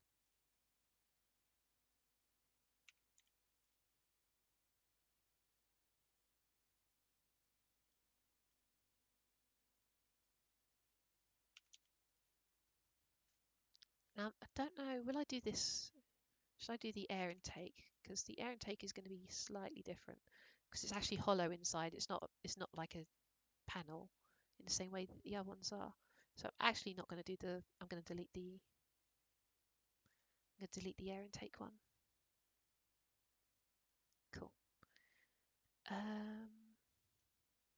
Engine, what's this? Engine cover details. Oh, over here. Let's do a similar thing here. So we want the direction of lights to be the same. So we're going to use them down and left. And we can do that for this. So, okay, in this case, just shoving everything down the left 1 pixel has not given us optimal of results. So we're going to manually come and edit.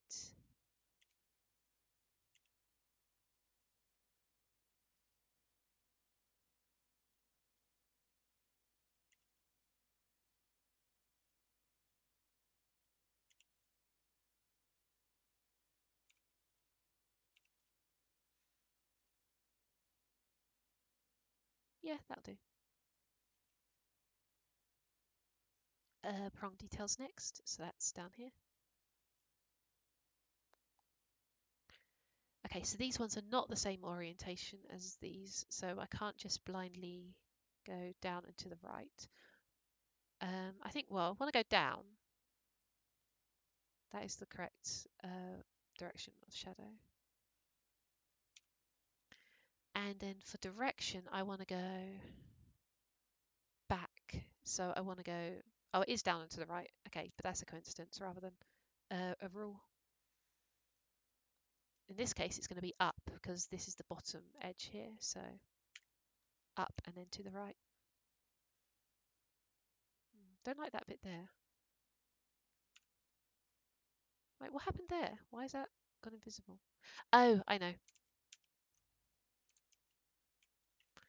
Because of this shape here. So again, these ones are actually going to be cut out. So I'm actually going to delete these two shapes. Well, actually, I mean, I can do... What I'll do is I will... So this bit here should be lit up, but in here is going to be cut out. So what I'm actually going to do is I'm going to mask this shape. So I'll create a little layer mask.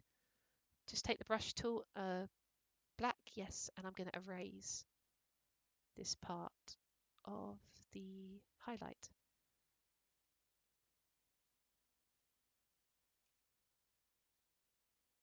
There we go. And I'm doing this with a mask, well, first of all, because it's a vector line, a path tool, I can't erase it anyway. But even if I were to rasterize it and then erase it, that's a destructive operation. I lose the data. Whereas with this mask, it's a non-destructive operation because if I ever want the whole shape back, I can just go over here, disable layer mask, and it comes back. So if I just enable that again, do the same on this one. We'll move everything up and to the right. And then we will paint a mask over the bits that we don't want to be visible.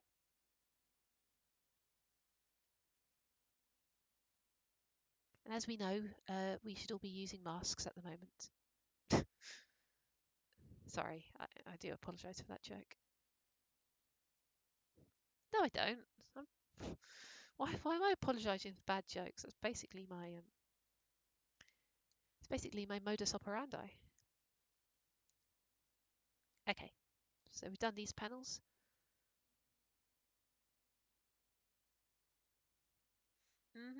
Yeah, it would be so much more confusing if these were just in random places.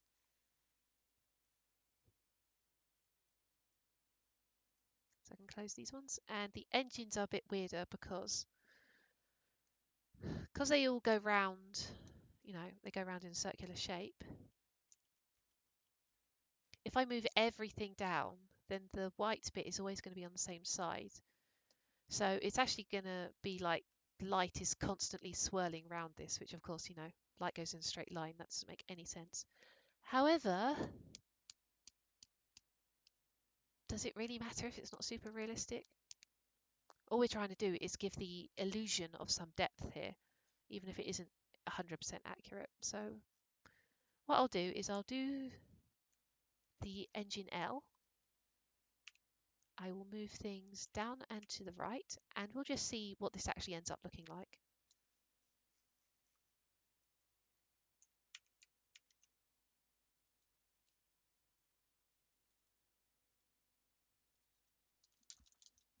Oh, there goes my tablet pen.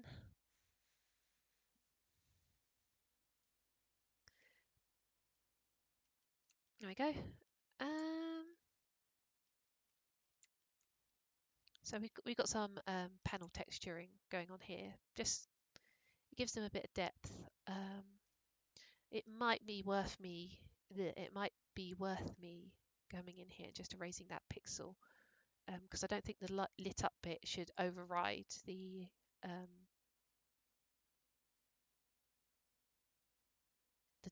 shadow cast by the panel. In fact, I might take the dark bits off of multiply mode and then just set them to like a sort of dark grey, which is slightly darker than this.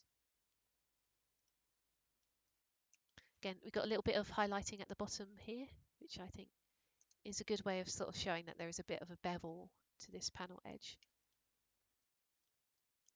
Does that lighting make sense? It does, because most of the time lighting is going to be coming from the top, so I want the reflections to sort of reflect that. Reflect that. But yeah, like if I really cared about how the lighting looked, I would be making a normal map for this, and I'd let the lighting engine handle this in like real time. But this art style that I'm going for is basically I'm trying to give the illusion of lighting rather than actually doing the lighting.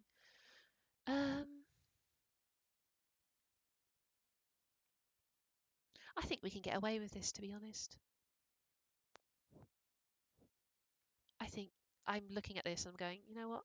Good enough. I won't come and like drag this light bit so it's at the bottom here. Yeah, so I'm going to do the same on the other engine. Ooh. Let's take everything. Let's move this one up, I think, and to the left. And we'll manually adjust this bit.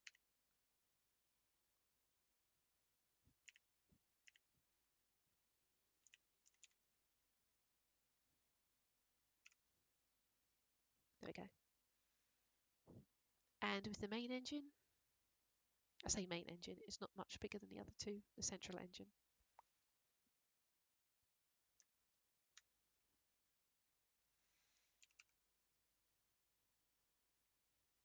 Cool. Let's see how this looks on the actual model.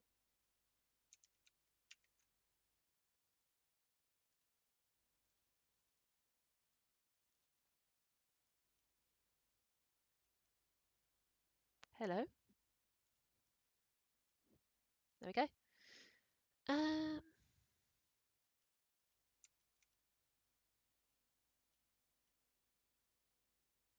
That doesn't look great, to be honest.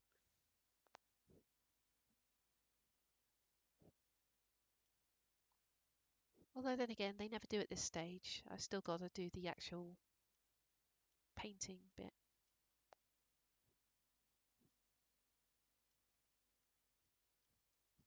There's a bit of depth at least.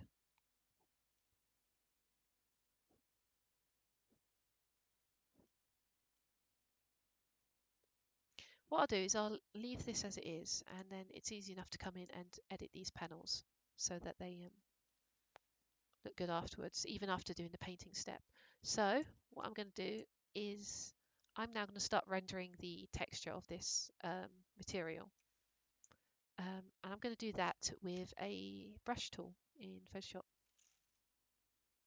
So this is where we're sort of definitely moving away from pixel art techniques. You would never do this in pixel art. You'd never use like a high resolution brush, but I'm going to do it anyway because it looks pretty cool. So I'm going to create a new layer above. Do I want to create it above?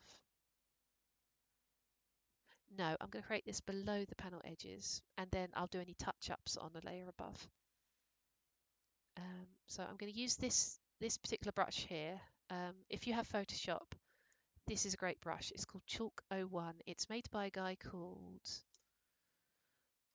he gives it away for free. Let me just check. It's K Lafferty something.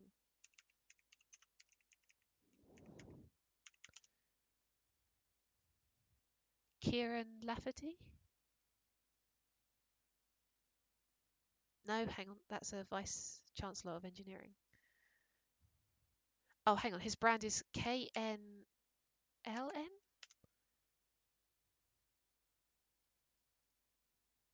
Oh, I should have prepared for this because it is a really good brush, so I do want to recommend it. Keenan Lafferty. Okay.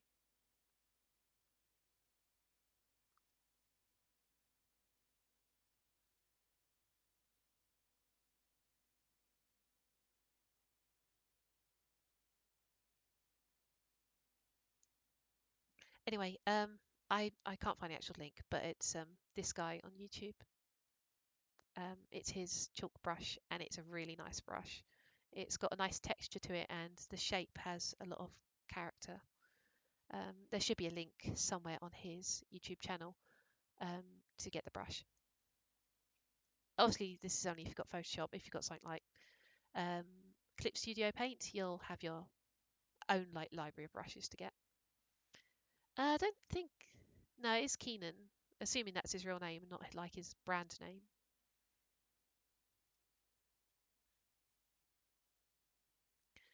Anyway, so I'm going to use this brush. I'm going to put its opacity down to about 50%. And I'm going to start grabbing colours from here. So I am going to stick with this sort of grey colour, and I'm going to bleed it into some browns. And I'm just basically going to start working the edges of these panels.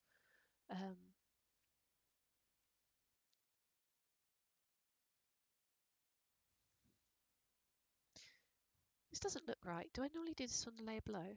I can check. Let's open one of my old textures. Let's pick my latest one. So that is in Phoenix Wing stuff. No, that's in Dogfight. That's it. So it's the dragonfly hull. Here we go. So how do I normally do this? So it's not the panels, it is the hull folder I want. Hull base. Oh, it is. Okay, I do it below the edges of the panels. Okay. It just didn't look right, but maybe I just need to work it a bit more. Yeah, so we're going to just start painting some texture onto here. So this is the like business end of the jet. So I'm going to sort of make this a bit darker. I'm just going to take colours from the canvas and blend it into itself.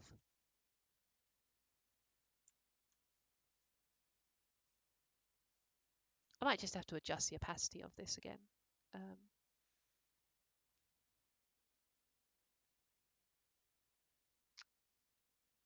Yeah, there are a lot fewer panel edges on this particular one, so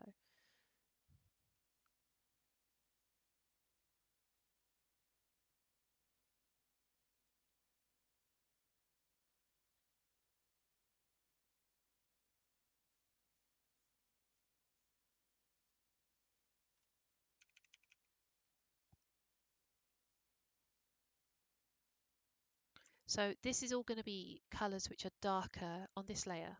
So I'm actually going to call this dark texture. No, I should call it texture dark. That's following my convention better. So this is all going to be colours which are darker than this base coat of grey. I just find it easier to separate the dark and the light into different layers at least at this stage.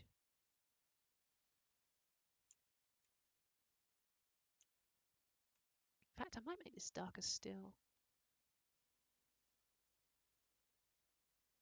Oh, maybe a bit too far. Oh, I'll just bring the opacity down again. It's time to 30.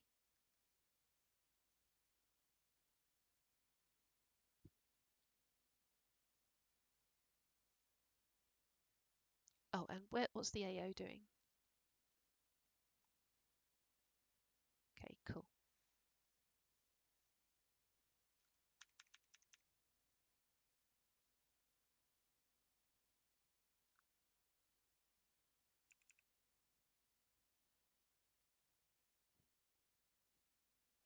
So I'm basically just going to give this a bit of blending, so it's not as flat as it was before. Just with low opacity brush, somewhere between 50 and 30.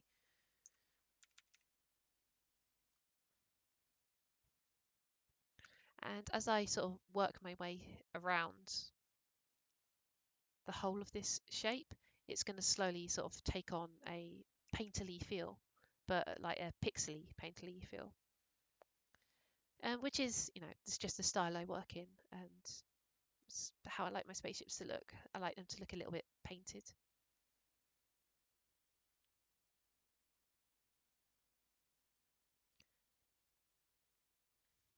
Sci-fi is a bit too cold, I find.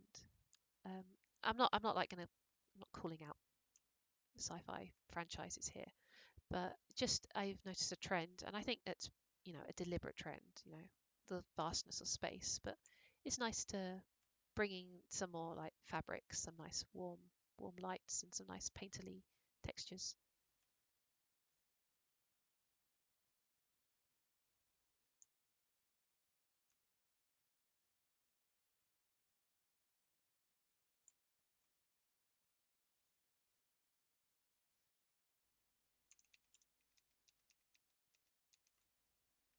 Actually, is that visible? It is a bit.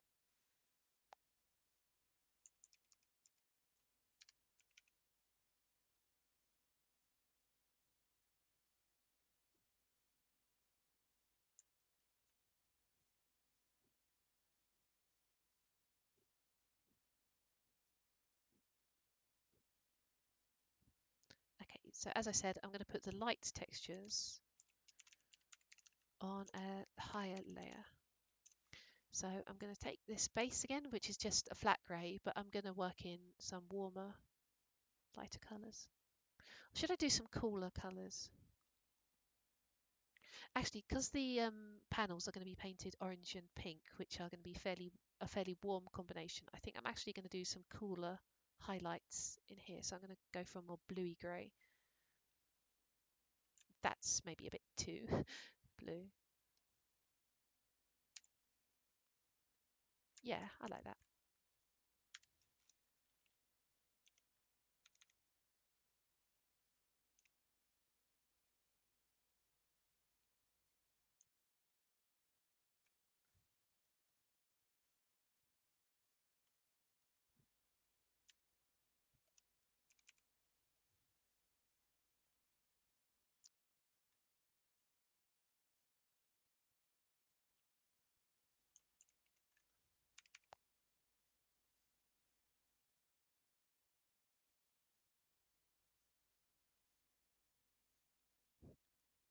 You're sort of seeing the way that I work. I definitely need all of this space because I am sort of bleeding into it. So yeah, when I was saying yesterday about, oh, my textures are not super efficient like the professional ones, it's like, yeah, they're not.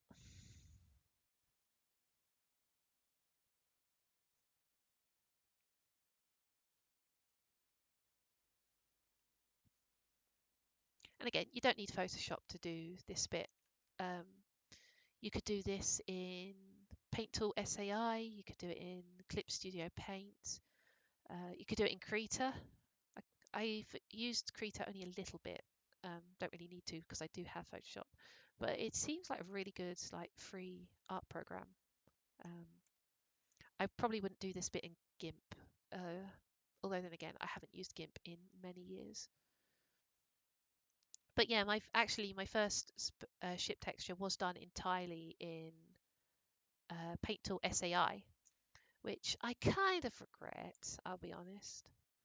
Um, just because it's really hard to do like text stuff in Paint Tool SAI.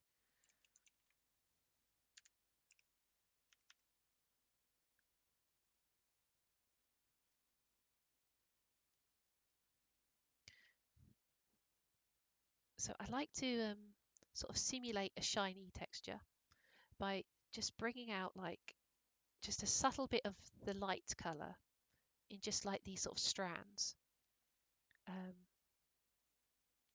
and you sort of, if you do this subtly enough, um, these sort of like shine effects, you can get a really nice sort of almost satiny feel, which, it's probably not the best thing to make your spaceship out of, but it does have a nice, you know, it looks nice in practice, even if it doesn't make sense. You could say it's like a heat ablative shields or something for entering the atmosphere, sort of ceramic-y. But yeah, again, I'm just sort of working this so it's just a subtle sort of blend effect. Um,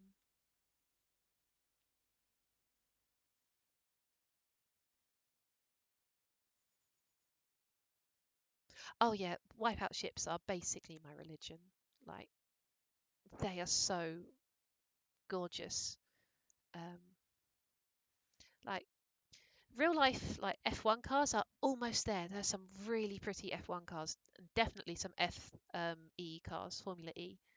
God, I love the Formula E vehicles, but I just think they're let down by boring logos because the brand, like the sponsors in Wipeout, you've got these companies and organizations with these really cool logos, like oh, I forget what they're called, but they have like smiley faces and stuff, stylized M's, and then you get like the real world logos, which are literally just the name of the company. Like, oh, come on, guys! Like real world brands have got needs better graphic design. Like the current Windows logo is the word Windows, isn't it? I think there are four squares involved, but it's like no, let's get this wipeout future where everything has a really cool over designed. Just hire the designers Republics to do all logos for everything ever, including like government organizations.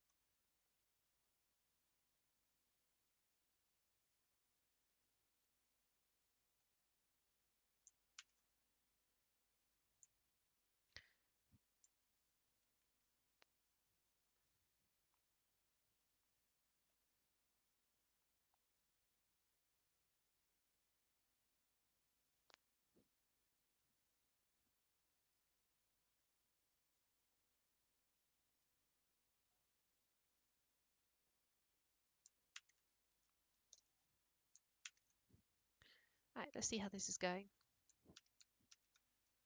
It's easy to get sort of carried away, but you want to make sure that you're not sort of committing to something that just doesn't look good. Boop. There you go. I might need to make the light bits a bit more subtle on this one. Actually, you know what? I've just had a thought. Looking at this, the colour of this bit here, the colour of this bit here should be different from that bit there. So I might just come in and put down like a base, which is slightly brownier for the flaps.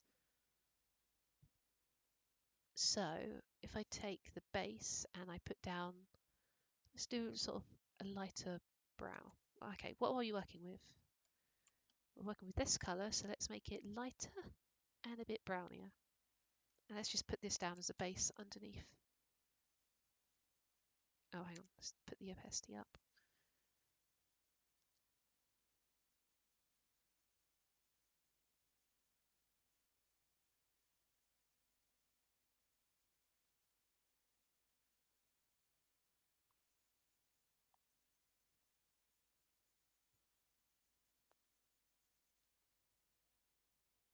Ah, I've painted over it too much with the other colour. Oh well, hang on a sec.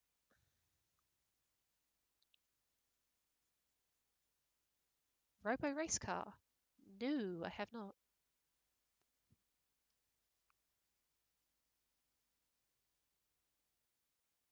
Yeah, so which texture is ruining it? It's probably the coolness of the light one actually. I'm going to come in here with an eraser. It's on mode pencil. I don't want that. Bring in the chalk eraser and I'm just gonna tidy that up. Oh, hang on, opacity is too high. Let's take this down to a 40%. Yeah, let's.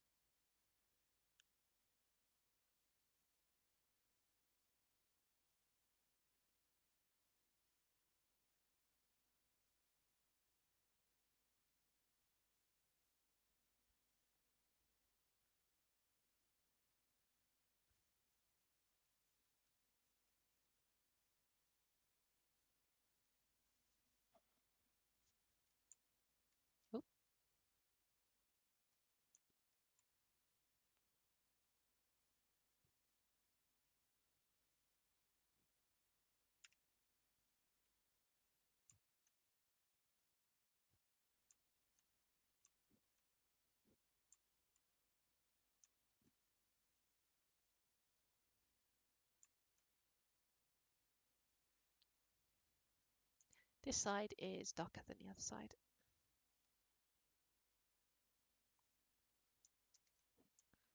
Let's take this sort of bluey grey and let's just reinstate it over here a bit, but more subtly this time. See how that looks?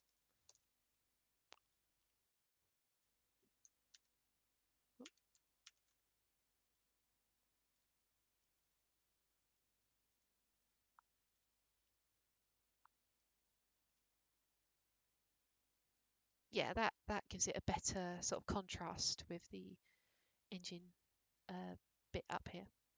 I'm going to look up this robo race thing. Robo race. Oh, that's cool.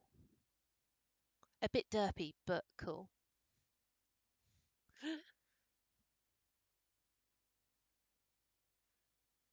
Oh, I know what that is. Hang on.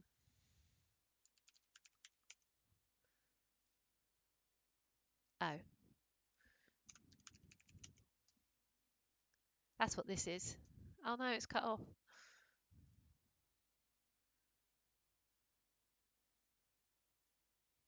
Why are there no good pictures of Wipeout Fusion? Yeah, that's what it is.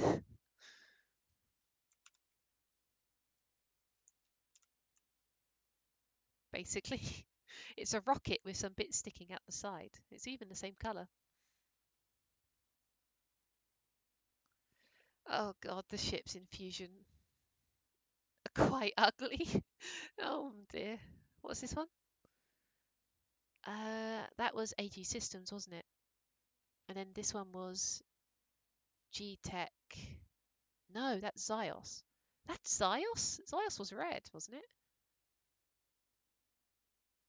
Oh no, Zyos was yellow. Oh. Ah, it doesn't matter. At least Physar looks good. Physar's always looked good though. There's never been an ugly Physar.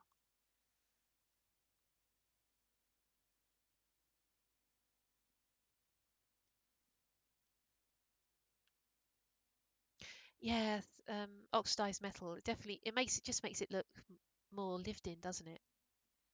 It's like it just makes it look like it's seen use. It's not fresh out the factory. Although I do have appreciation for the fresh out the factory look. So let's grab this base color. Again, this doesn't actually look that neat if you're just looking at the texture, but I think on the actual model, it's fine. It's okay that it looks a bit dirty. So we're going to colour in the base again. We'll start with this colour this time.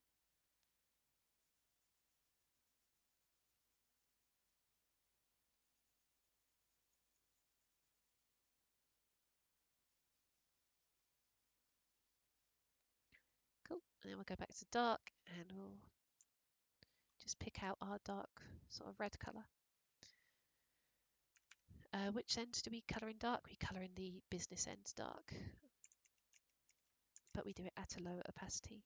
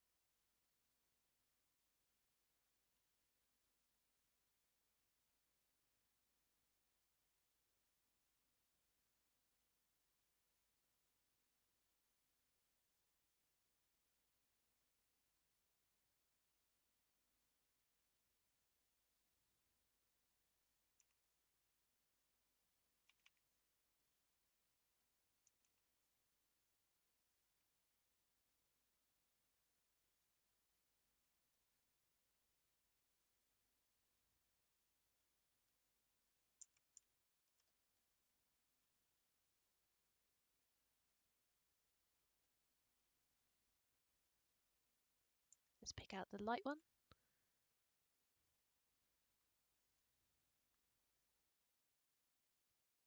Oh, wrong layer. It's the bane of artists everywhere. I've painted on the wrong layer. Actually, this needs to be lighter still. There you go.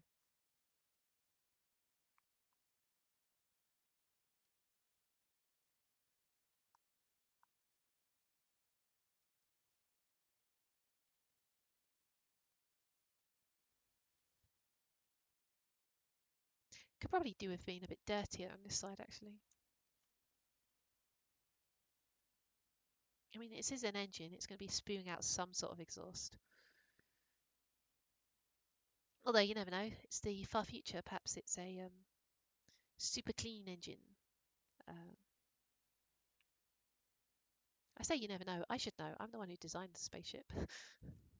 But I didn't have like any particular universe or anything in mind when I designed the spaceship. It wasn't like as much as it is inspired by Vic Viper with the prongs and stuff. It's not like this isn't a Gradius ship. Um, I don't actually know much about Vic Viper apart from the fact that there is a competition amongst Lego enthusiasts every November where they try to make Lego Vic Vipers. And it's called November, but with two V's.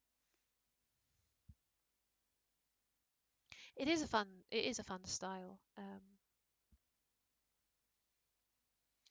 and it's I find a bit more accessible than other styles because once you're going into like I need to make this, high resolution, high fidelity model, you're going to have to start baking normal maps and worrying about like specular, is it specular? Reflective maps and stuff like that, and that starts getting tricky. Like I've tried to bake one normal map ever, and it went really badly, and I wasn't really sure what I was doing. I couldn't find a decent tutorial. Although these days there probably is a load of really good tutorials.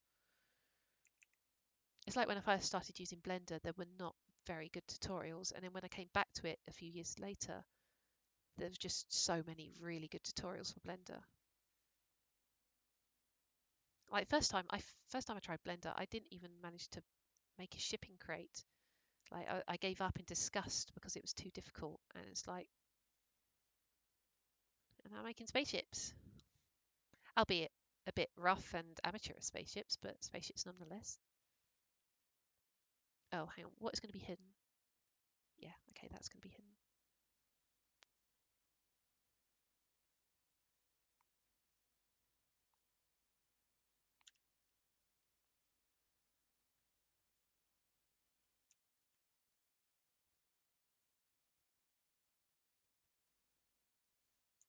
And again, I'm not doing it particularly neat because, I just want to make it.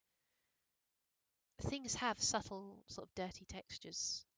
Like it's just part of what they are. Like even if we look at the quite shiny F-13, we can see, you know, dark areas, sort of stains. That bit looks a bit. It's probably just reflecting the orange ground actually, but still.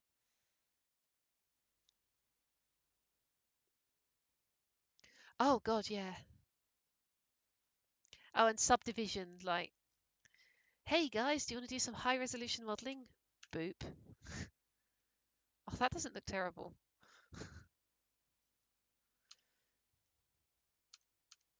Yeah, no, let's go back to low poly.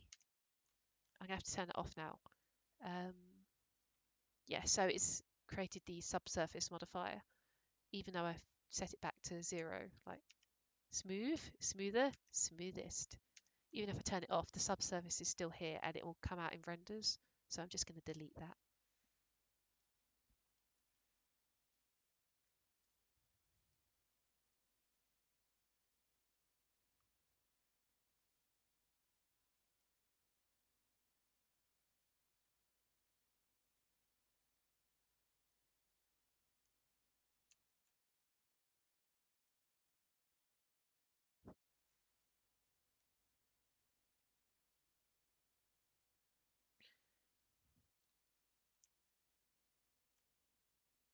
Oh, no, it was up here somewhere, wasn't it?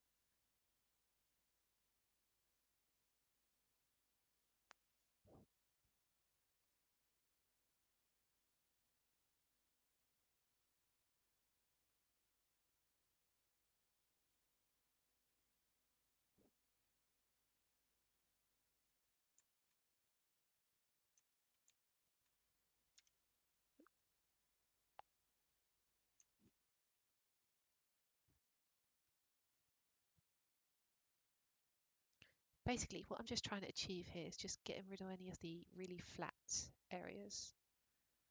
Um,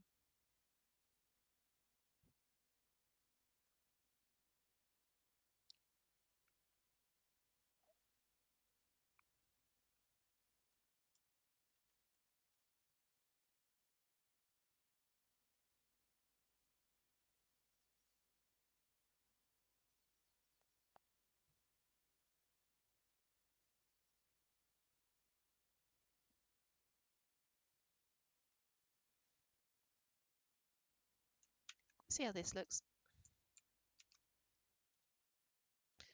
I should probably write like a macro or something to save the diffuse version. I've never bothered doing that before, but I'm pretty sure you can do it. Okay, so we're going to the texture. Oh, hello. Why are we saying new texture? Hmm, weird.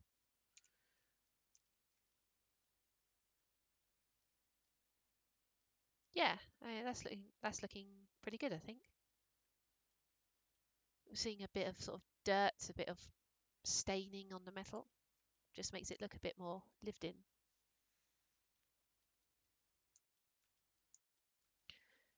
Um, I will probably tone down this sort of staining on the main hull because this bit here is not having like jet fuel or plasma or whatever boosting through it at all times, and it would give a bit of um, variation to the sort of textures that we're seeing down here, so it's not all the same sort of thing. So I'm probably going to move away from this sort of bluey highlighting. What did I do on... I'll open a new version of Blender. Let's see what I did on the Thunderbird, or the Thunderbird V2 rather. So ships, Thunderbird V2.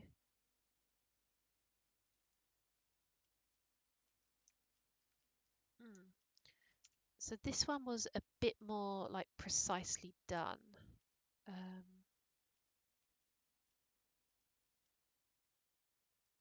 is it similar resolution that we're seeing? Oh, yeah, it is really. Yeah, I think a lot of the visual interest from the Thunderbird comes from the glow of the emissive bits. But that's like the last thing that you should be doing. So actually, no, there's a better way of checking, isn't there? I can open the texture. So if I go into 3D modeling, ballistic NG, no, not tracks, ships, Thunderbird V2, grab the texture, and then I can turn off the emission lit details. Oh, no, yeah, turn that off.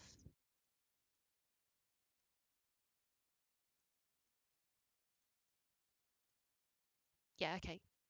So this is what it looks like without the emission on. So that's mostly what I'm doing. I noticed that in this one I didn't do the sort of, I didn't do like the shine effects with the light color so much.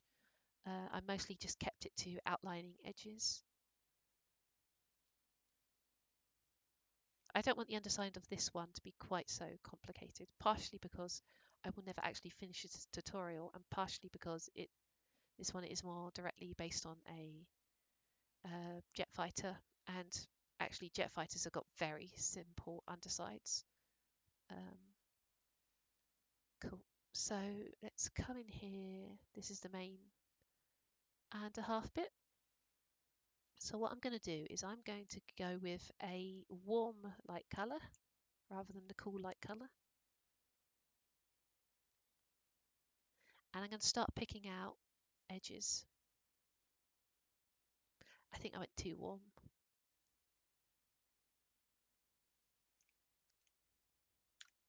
Start picking out the edges that I want.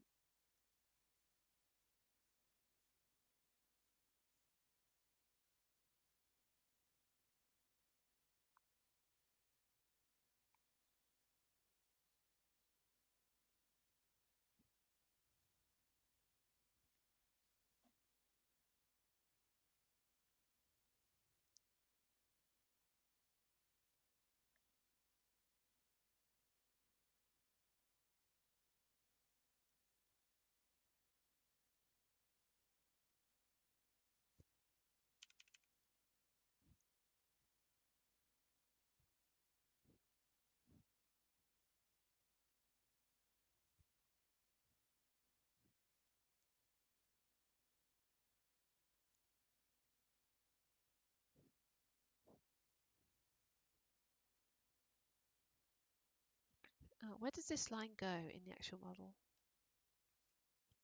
It comes down here. So if I were to continue the edge, I should probably come down here and then curve around where the engine goes in. So if I turn on AO, I can see where that is. Just bring this around so it sort of caresses where the engine texture is. And then same on the underside. Just going to pick out the edges in a lighter color. So like convex shapes, it's good to pick out in a light color. And then concave shapes, you want to pick out in a darker color.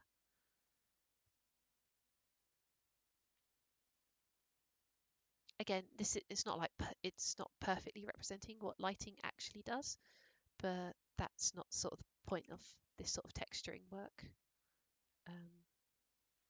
You can't rely on the light being in the consistent direction because this model is going to be potentially moving all over the place. So you just trying to fake it, just plausible enough that people will look at it and go, yeah, all right.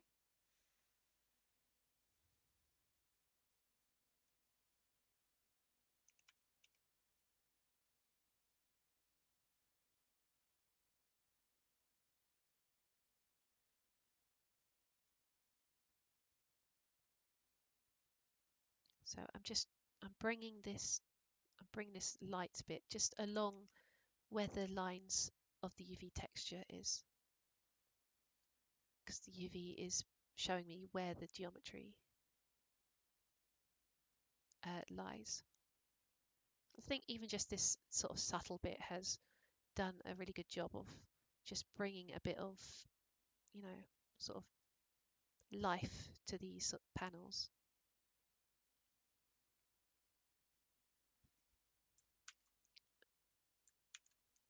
Let's see what it looks like.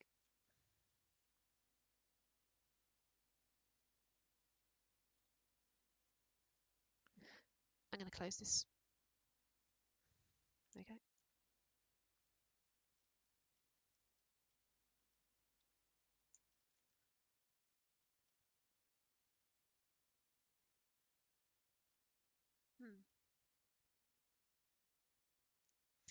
This bit is flatter than I thought. I might make like this whole sort of a section here a sort of lighter color.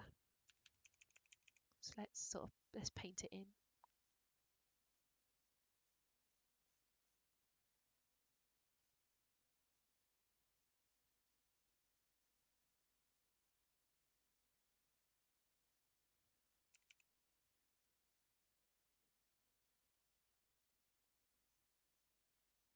Again, I don't think this is ever going to be like my best work, unfortunately, but that's because I spend so much time on my best work, finger quotes, that this sort of like stream would be far too long.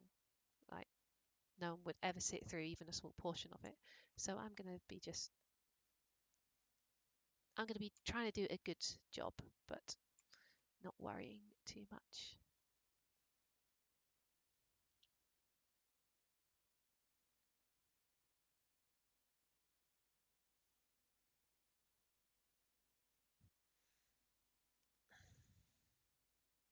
If anything, I think it probably just would benefit from some more panel edges.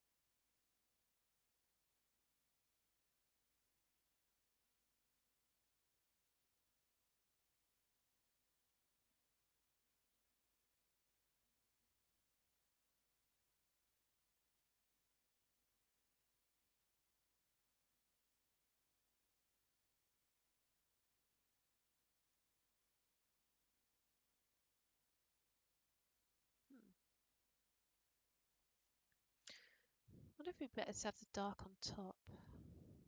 Although, as I'm doing, I could just erase the light bit.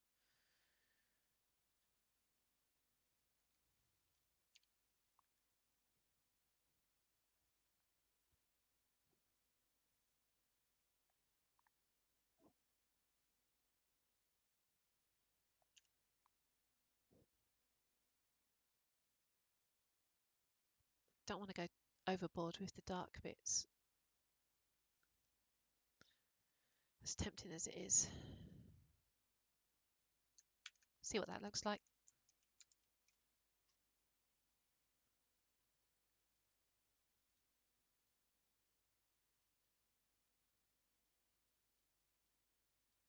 There you go. There's a bit of texture in there. Okay, this bit needs to be less flat, but yeah.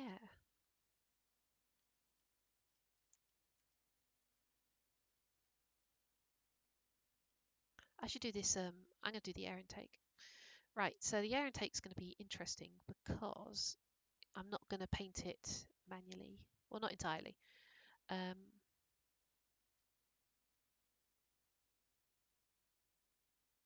Yeah, so what I'm going to do is I'm going to get a square. So I'm actually going to create a whole folder for this. So air intake. And I'm going to create, I'm going to do a fill. I'm going to pick a dark color, quite saturated. I'm going to go over this. I will actually resize this so that there is a border to it. Yep, cool. And we're going to be using this as a base. So we're going to use another square tool, and then we're going to use a lighter color. And these are going to be like, oh, hang on.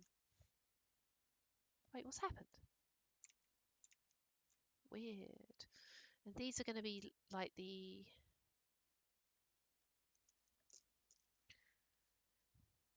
oh, it's probably easier to show than it is things. So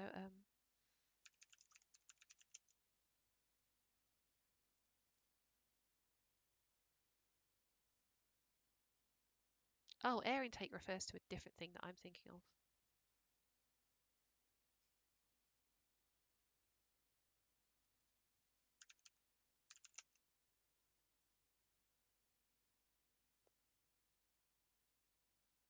Huh.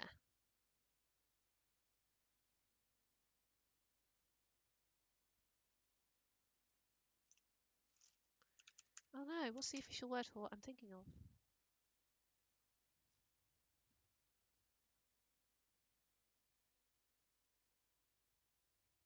Oh shoot, that's cool. Is that a transforming? Oh, it's not an F-15 because it doesn't have tail fins. Oh, I'm getting distracted. Oh shoot, doesn't matter.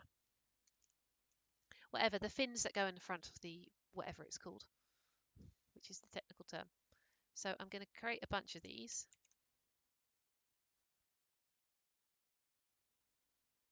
Oh, hang on, yeah, I'm going to duplicate a bunch of these. So I'm going to do it.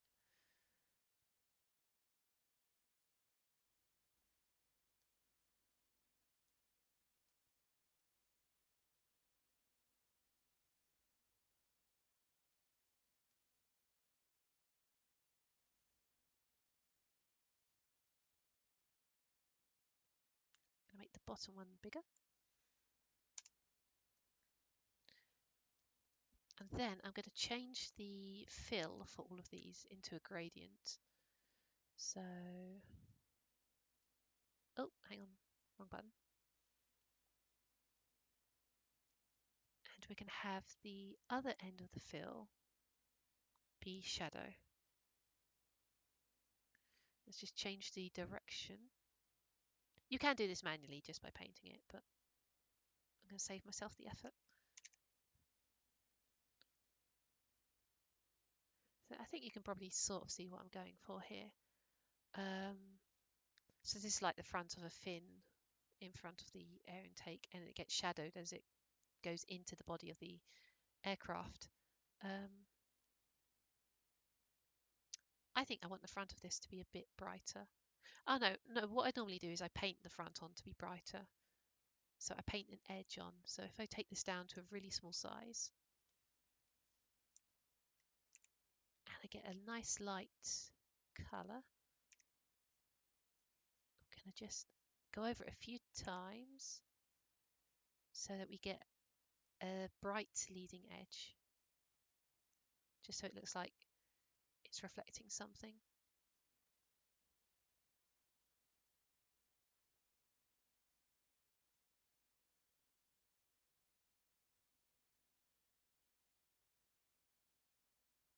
Air inlet. Oh, okay, hang on a sec.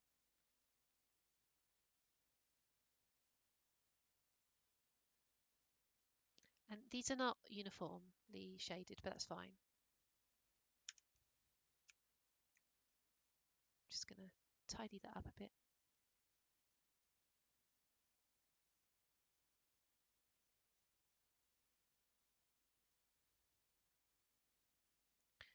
Let's have a look.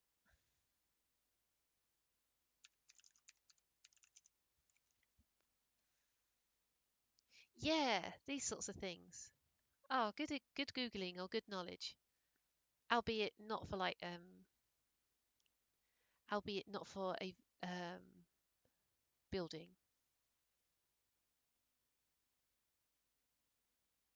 Yeah, this is oh no. Basically like this sort of thing, but with the fins being a bit angled down relative to this.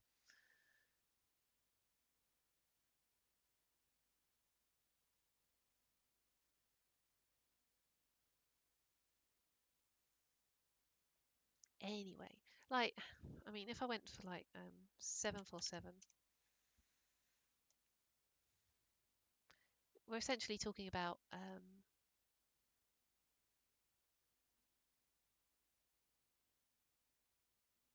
oh, these pictures are so small. No, whatever, it doesn't matter. And then I'm going to do one more layer just above the highlights, and then we're going to go with the dark colour. We're just going to shade the sides in a bit.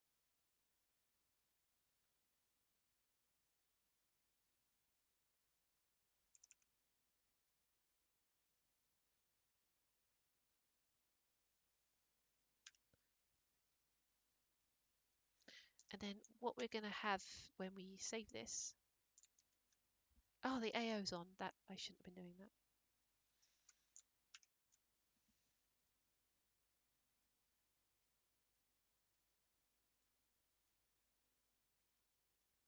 And then when we refresh this, we've got a sort of they're like panels which sort of go horizontally into the body, but they're stacked vertically, and that's where the sort of air goes in for like cooling or whatever. Obviously, if this is space capable, it's got to have some sort of other cooling system because there is no air in space. But um, yeah, anyway, depending on the angle, it looks better or worse. Like it's his best angle is probably from the bottom. The front looks okay, but when you start getting like this, you can really see how flat it is. But hey, that's, a price we pay for low resolution textures. I put this on all of my spaceships. It might as well be my calling card. Um, one more layer. Let's just do a bit of highlighting around the outside edge. So I'm going to take this colour, make it a bit lighter again.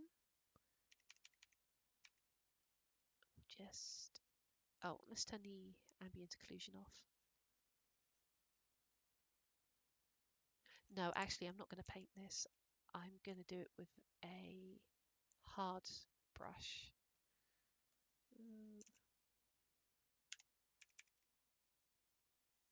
Yeah, this is better for the pixely stuff.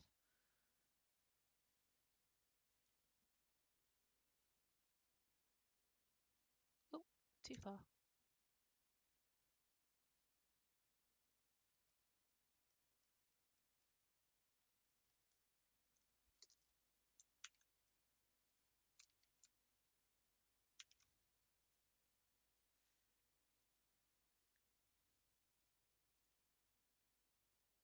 And again, we're just giving it a bit of an illusion of some sort of depth, some sort of light reflecting off of it.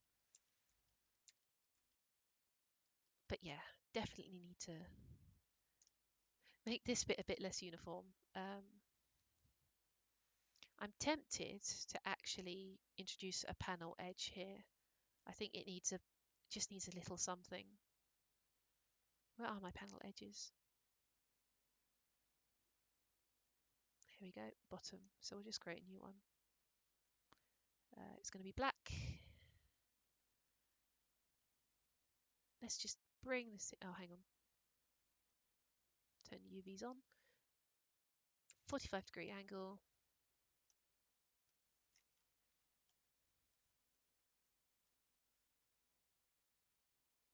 Oh, no, I definitely don't want curves. Please undo the curves.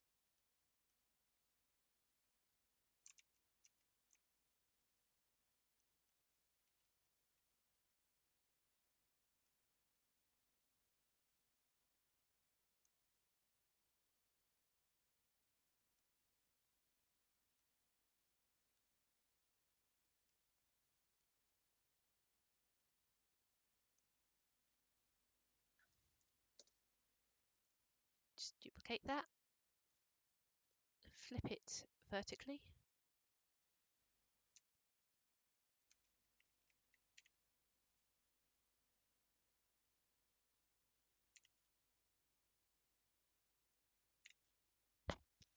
And then we need to duplicate these two and put them into our light panel edges. So we'll just move them up there temporarily.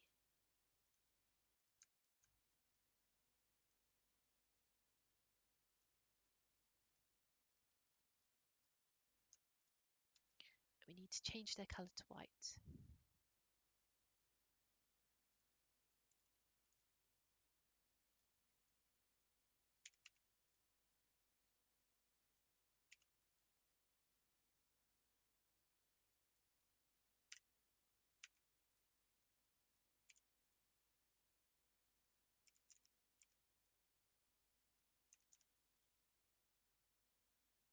There we go. Just a bit of visual. I think these two actually need to move down. Oh, and I'll bring the dark one down as well.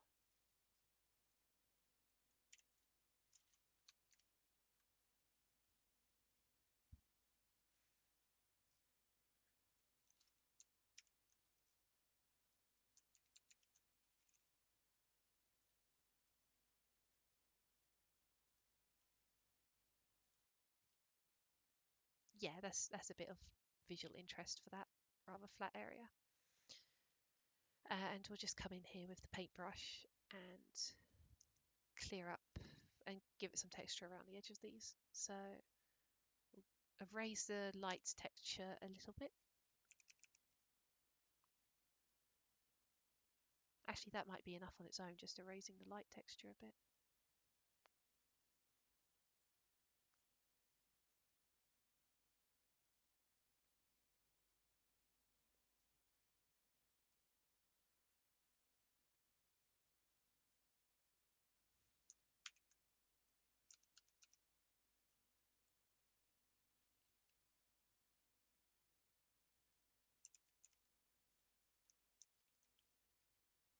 I'm actually going to get rid of these lines in here because this surface is mostly flat. So I don't want to imply that there are any edges visible here. So let's just bring this in a bit. And with the dark, I will just, oh, wrong brush.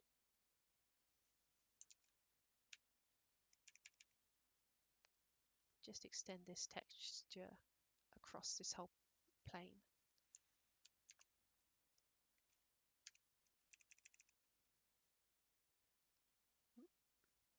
It's supposed to be on eraser mode.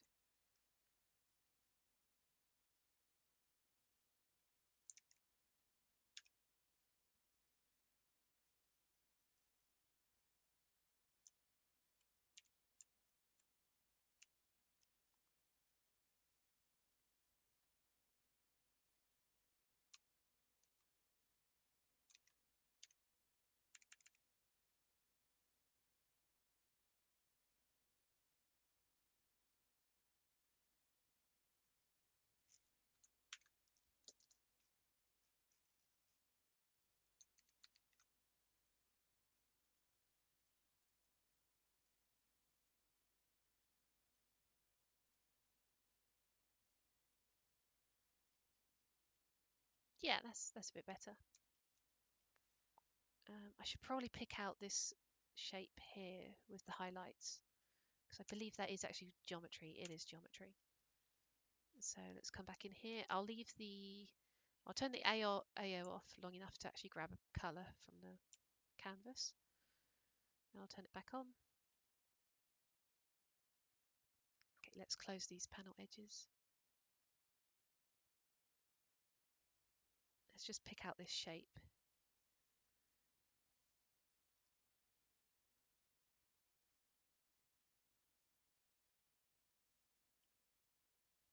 I actually think you can see what I'm doing better than I can because I've got quite high contrast on my drawing screen.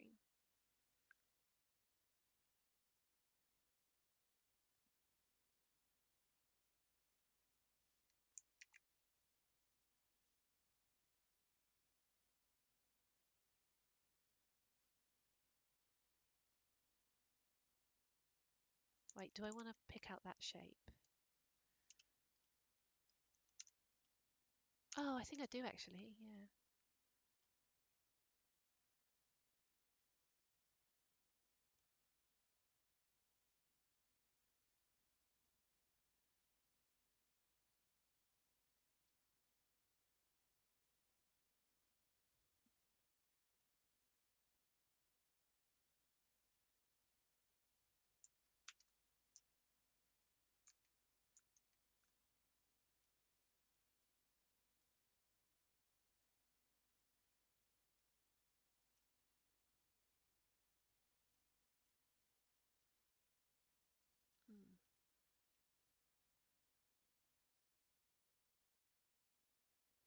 I don't want that cross shape actually. I don't want this bit here.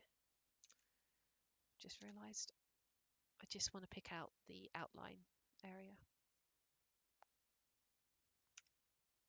Oh, no. Unfortunately, the drawing brush shortcut in Clip Studio Paint is P for pencil or pen, whereas Photoshop it's B for brush, and then P gives you this vector tool. So switching between them is a bit confusing, and I'm too stubborn to change the keybinds.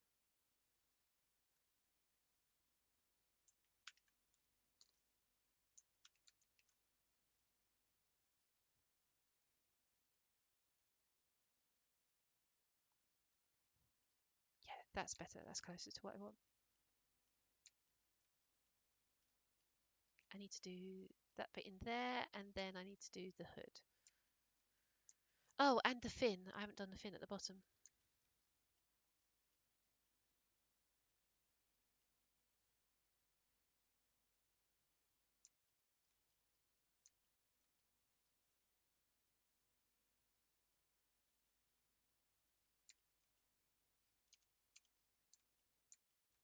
Actually, what I'm going to do, I'm going to turn the grid off because I do not need the grid floor at the moment, and it'll be easier to see without it in the way.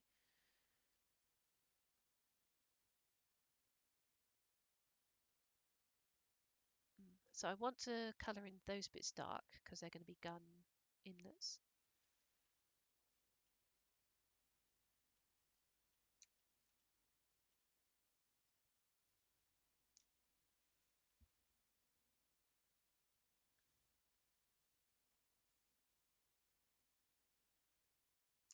Just grab the light colour that we're using.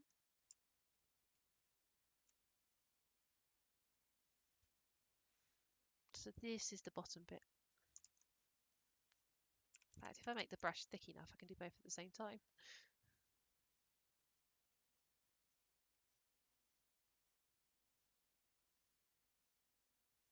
That opacity is way too high. Okay.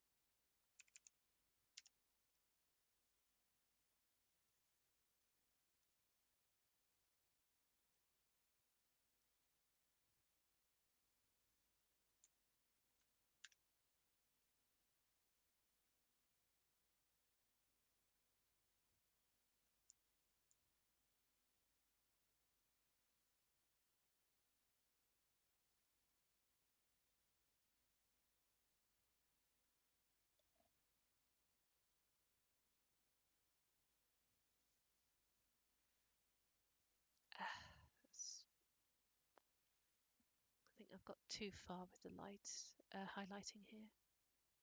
I'm just gonna soften it up.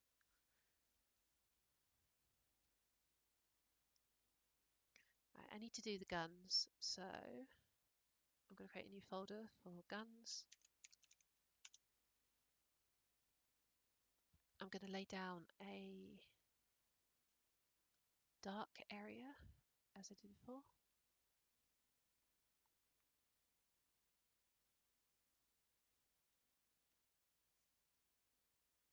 You know what, these are small enough that I'm just going to paint it in.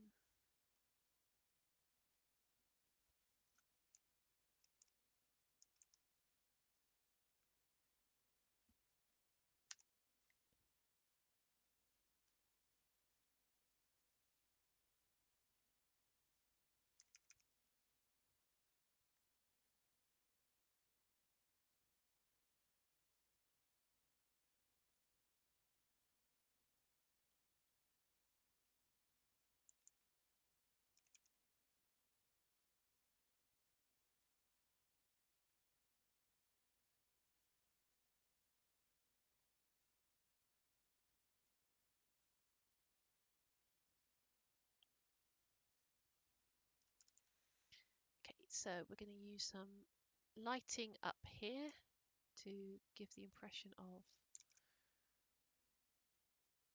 it being round.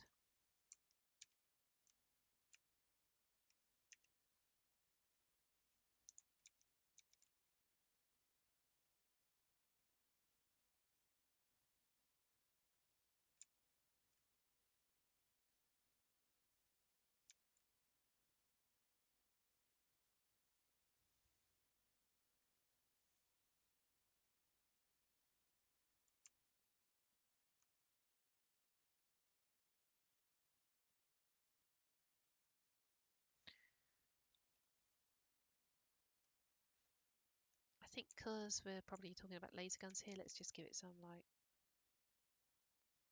cooling fins.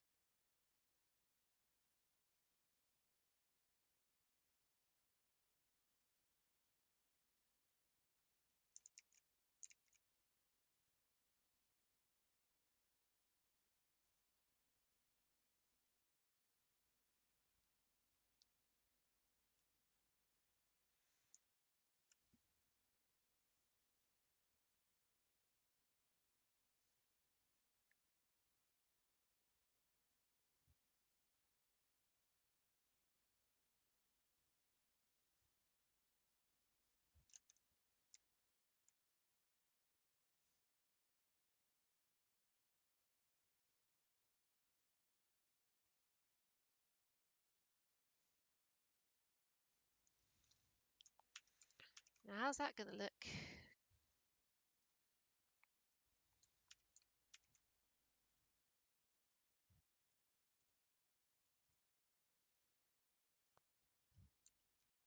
Sort of throwing stuff at the wall here, I admit. Yeah, I think that's like the general idea of what I was going for. Again, we're working with what, 5 pixels of height, maybe 6. There is a limit to what I can really get done in this tiny gap. But at least they do look like some inset semi-cylindrical object. Hmm, sure.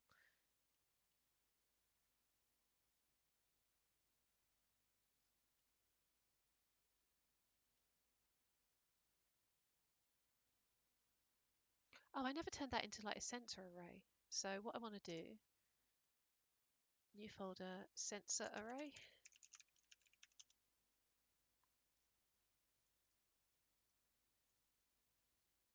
So I want to fill this one in as well. So we'll take the dark color again. Oh, and we're going to want to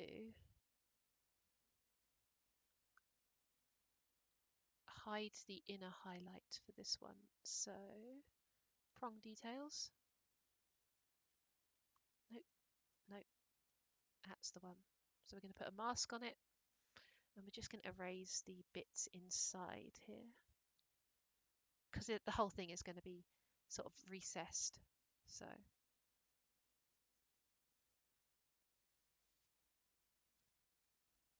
okay.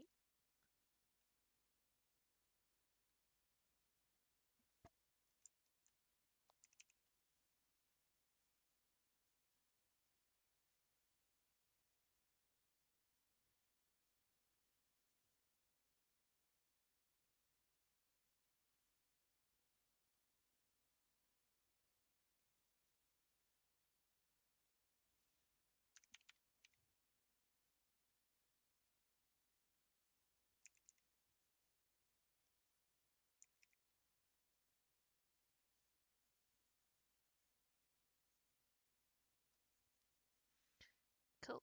And once again, I'm just going to use light textures to give the impression. I won't make it the same colour as that. In fact, I might go for a cool colour. Just to give the impression of some sort of depth of like systems in here. So maybe we'll have a box at the front. That's too light, so I'm actually going to get a darker one.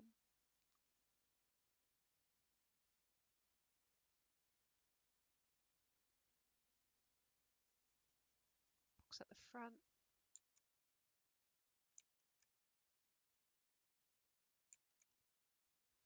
And then that can have like a slot in it, 2 slots in it for like recessed sensor systems. Use the light colour to sort of give it a bit of depth.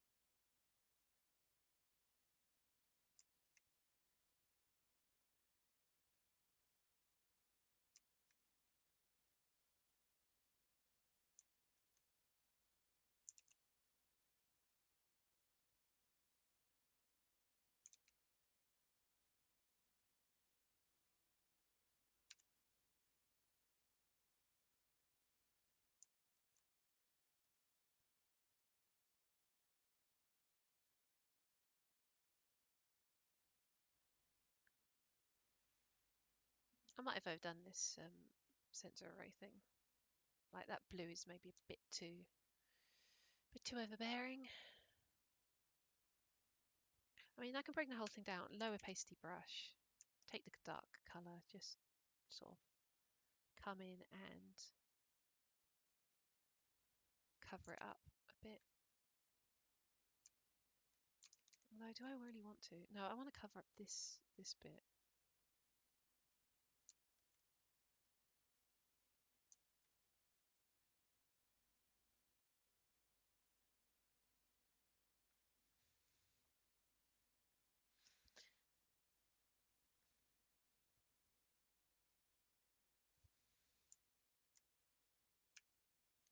Again, just a subtle implication that there is something in here, just partially hidden by the darkness. It's kind of what we're going for.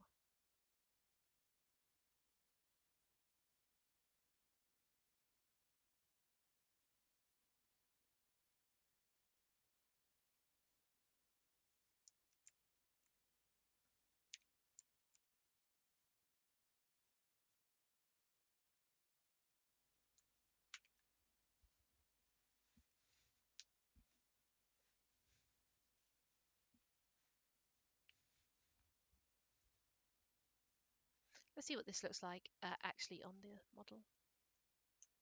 Oh gosh, the ambient occlusion has made it even darker.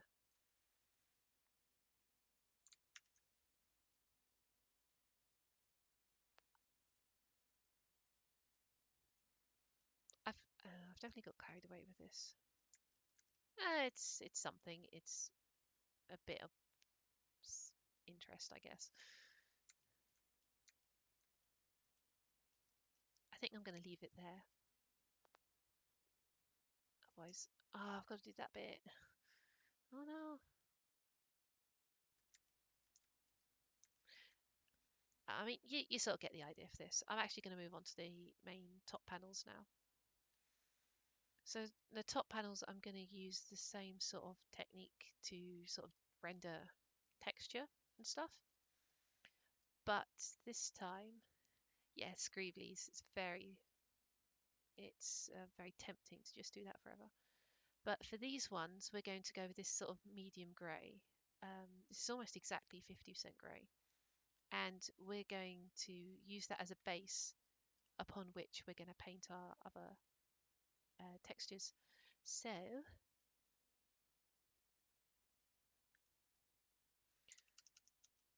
yeah, we're going to do the same sort of thing again, where we're going to draw out some panel edges. And I'm going to be a bit more liberal with the panel edges on this one, on the top. So I'm actually going to move up from the whole to panels. Panel edge dark. Is that what I called it down below? Well, panel edge is dark, but it doesn't matter.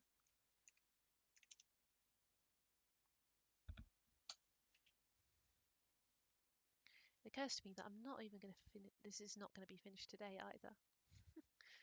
I might have to do another stream next week to finish this off. Actually, it probably makes more sense for me to like finish the panel edges in my own time, and then I come back with a stream where we do the bit after the panel edges. Because that's, at the moment, you're probably just watching me do the same thing over and over again.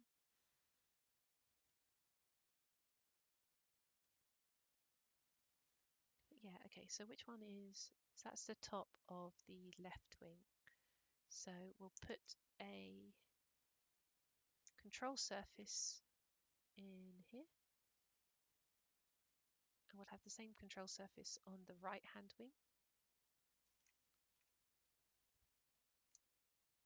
Oh, let's try and make these at least somewhat equal.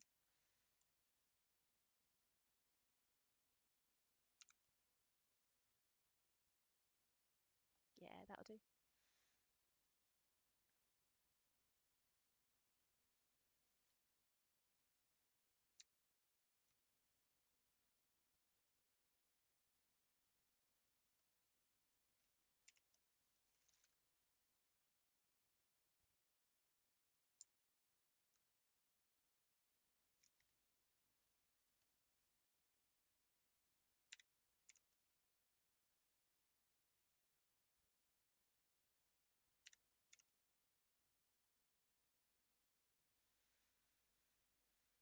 that's the control surface.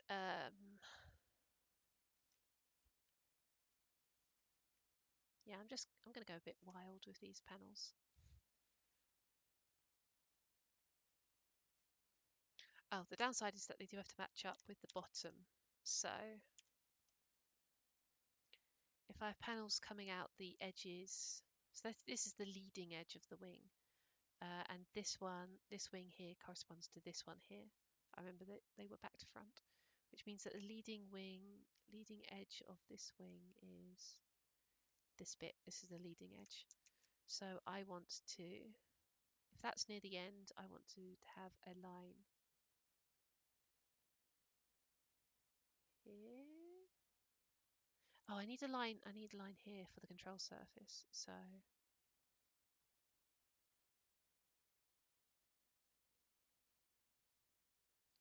I think that is close to what I want. And then we'll have a line coming out here.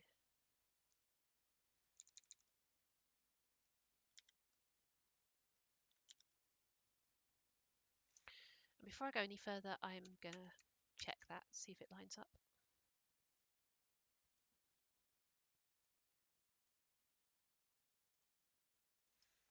Moment of truth.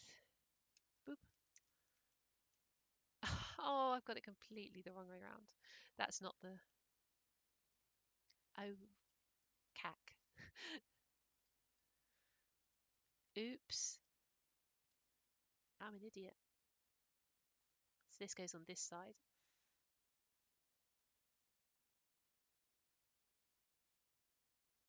Oh, it actually follows that thing there. So I actually want this to be like that.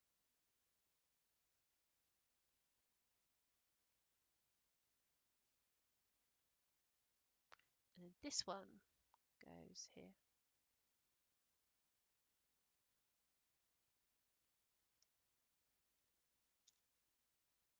See, this is why we check things, because if you're an idiot like me, you're going to get things back to front.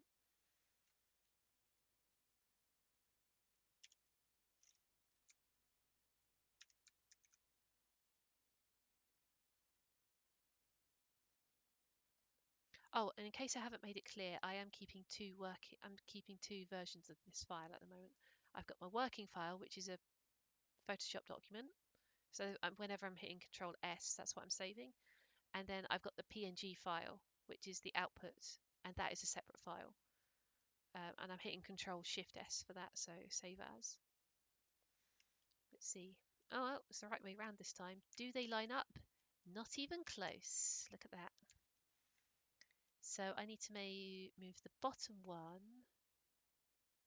I'm going to say something like 4 pixels towards the end. So let's do that. 1, 2, 3, 4. Actually, I'm going to go 5.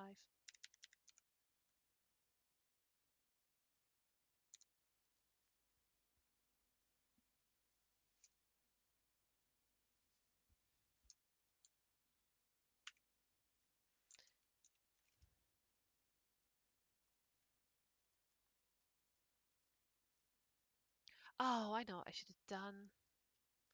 This edge here should not have been a seam. The top wing and the top of the wing and the bottom of the wing should have been connected, or at least at the back, maybe. Oh well, it doesn't matter. It's too late now. Refresh. It's close. It's really close.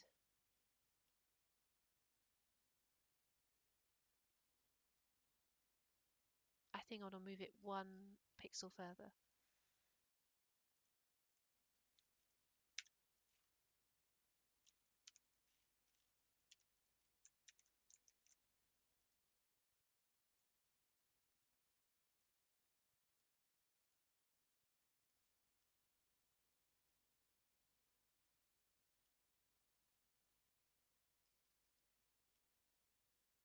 Yeah, okay, that's as close as we're going to get. And to be honest, you have to be looking at this quite awkward angle to even notice it anyway, so that is fine. Now, as for the actual control surface, so this flap here,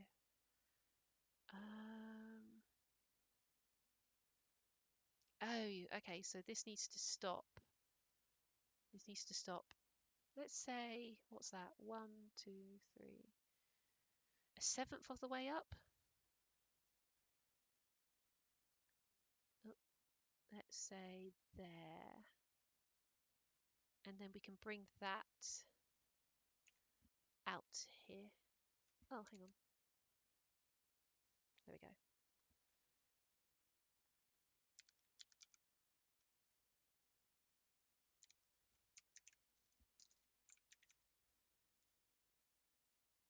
Oops.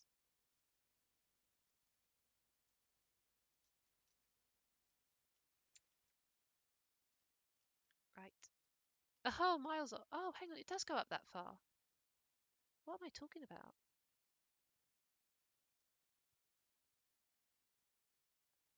Am I just stupid? I'm going to go with just stupid. Oh, well.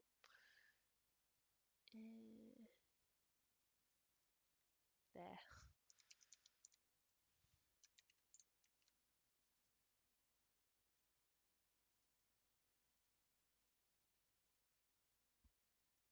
Eh. Yeah, okay. So that whole thing is a control surface. That's not a very good control surface. It's going to bash into the engine.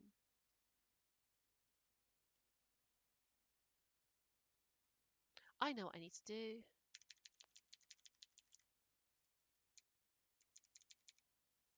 There.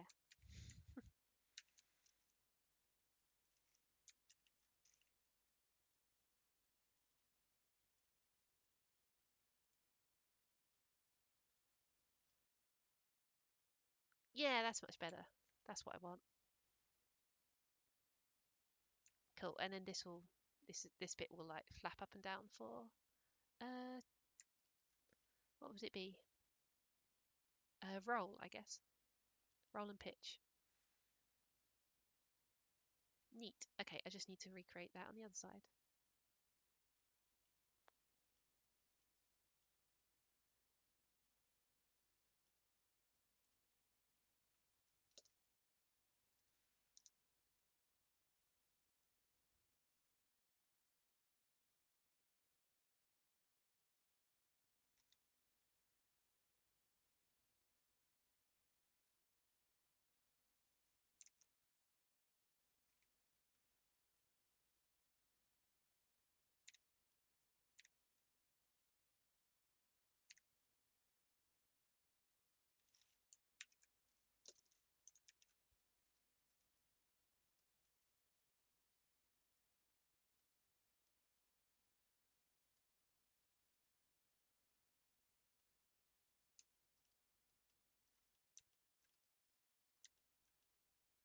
Oops. So close. What about the back? Oh,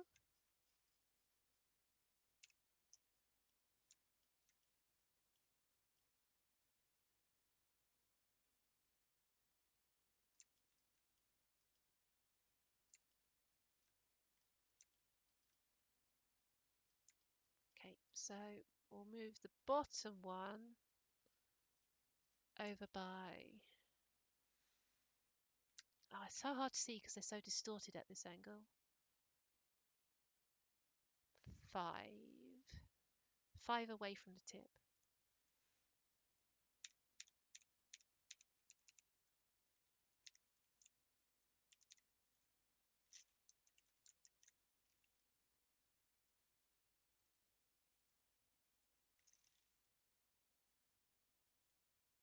Ah, too far. Okay, 4.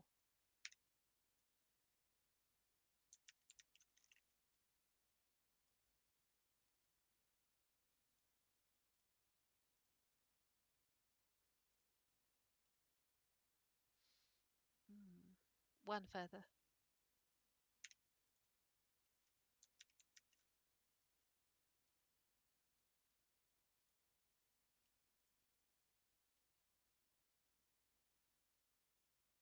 Yeah, that's what I want. Nice. Okay. That's nicely lined up now. Let's continue with some greebling. So the Oh, okay, so I think the seam is here. Yeah, the seam is here. So we want to, what do we want? I actually think I want a seam go, I actually want a line going along there as a panel edge.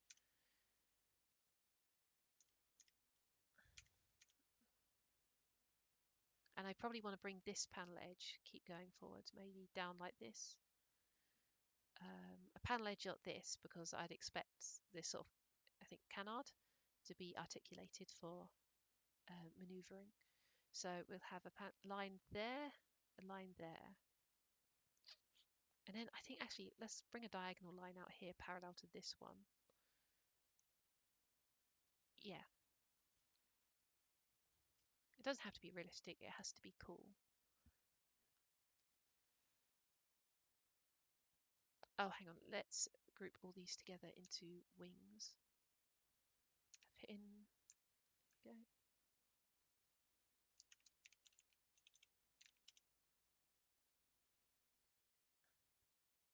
Okay, so the line we want to bring in is this one. So that is this. Oh, okay, so this bit here is the air intake. So the line will actually start here. It will come to here, and there, and there. Okay. And then we'll have another line, another panel edge that comes like this.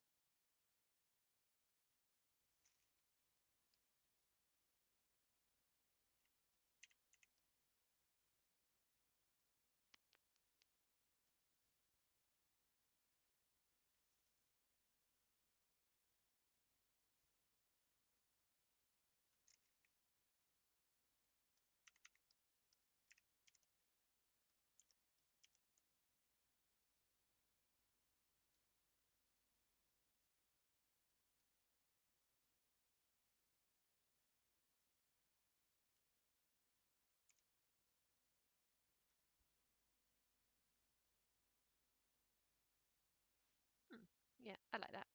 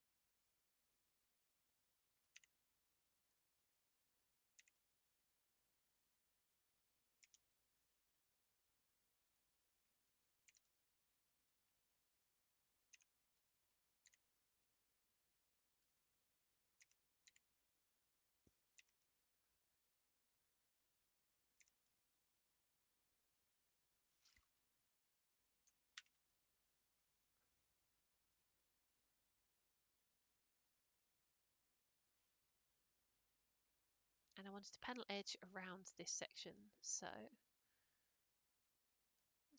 this is actually going to be quite tricky because you've got to be careful for it to line up exactly where the UV edge is.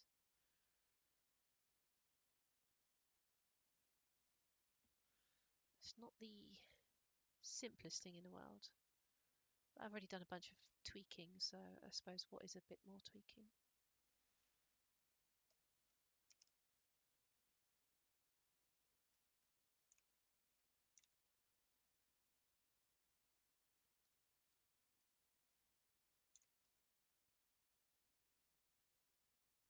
So this is actually cockpit area here, so let's do some panel edges for the cockpit itself.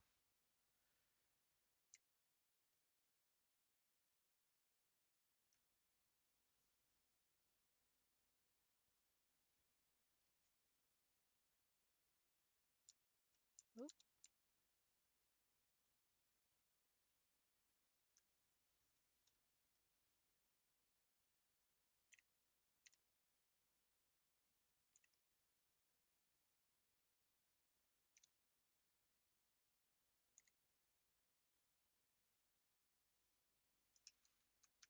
Right, let's see how this works.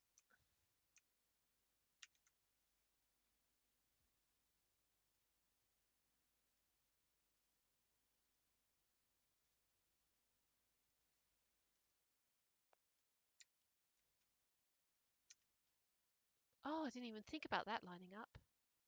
Oh, that's smooth. Yeah, so this is the danger of trying to draw right up against where the UV islands are. It's going to get cut off very easily. Okay, so I will take the bottom line and I will move it all up a pixel. That's skew if. Okay, I want to move this whole thing up. Yeah, basically all of these shapes here. Oh no, oh dear.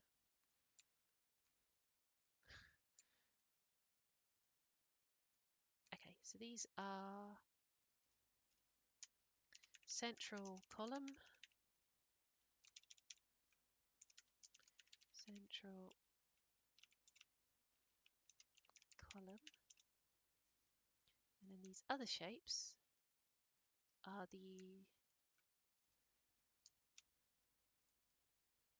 fin top.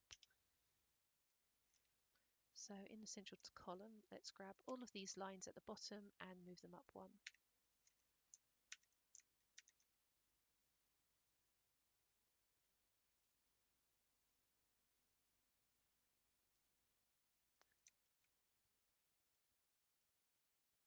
Honestly, that could stand to move up even.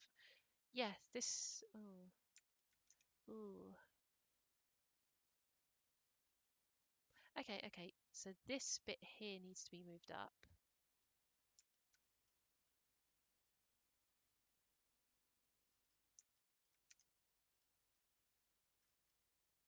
I think that point there should be moved up, and that point there. So, oops. This one here, up one. This one here, up one. These points here. So I need to. The end of this line, I want to move up, and is that right?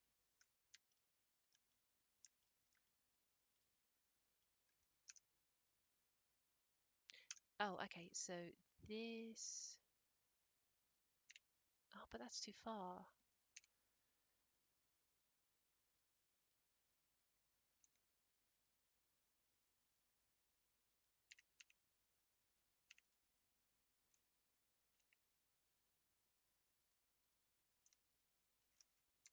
How does that one work? I don't think it's going to be perfect because of texture warping, unfortunately. Oh, that's much better, though. It's not perfect, but it is... Yeah, there is some texture warping going on. It's an unfortunate reality. I think it's close enough that you won't really notice. Oh, I mean, I can fix the UVs like I did before, actually. So let's just grab these UVs here. Just bring them down ever so slightly.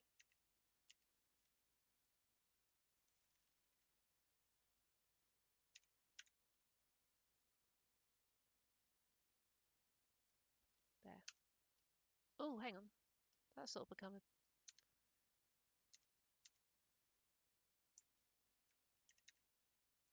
Yeah, oh dear. I've sort of disconnected them. Wait, why is that? Oh, that's weird.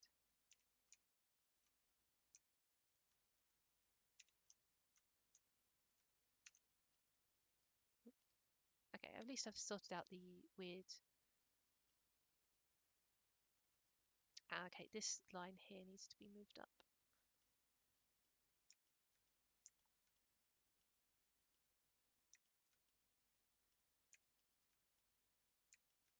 Okay, so this line here, up you, up you.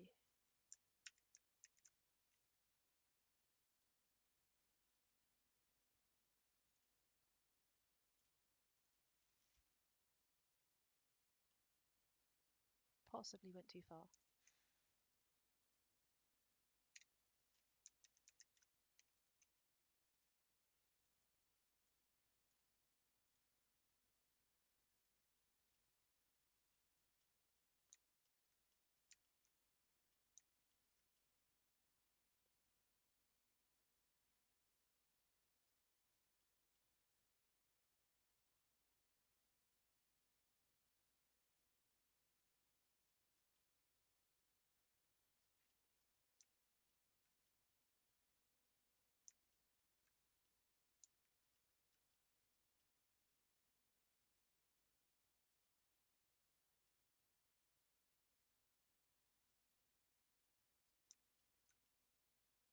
I want a panel here as well.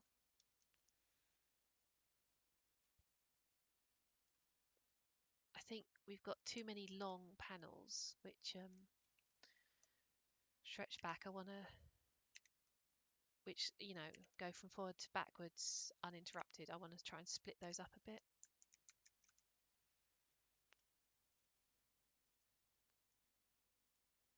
Otherwise it looks a bit like you've got long thin strips sort of draped over the thing. Yeah, okay, that's good. These two are actually going to be broken up by the air intakes, so I think I will leave those like that.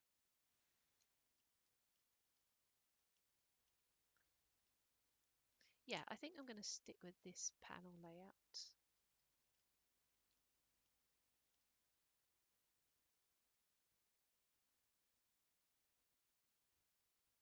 Yeah, I'm happy with this. So I'm going to do what I did before. I'm going to duplicate the panel edges. I'm going to make this on the light one.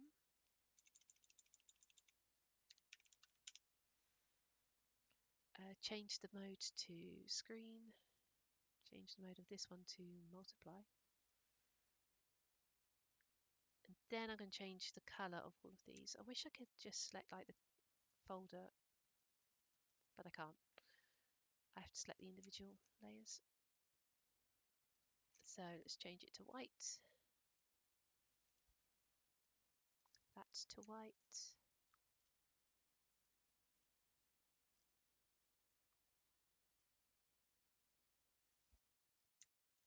This to white. And again, we're going to bring the opacity right down. So down to 10% for the light. Oh, hang on. The whole light section down to 10%. And then for the darks, we will take it down to 40%.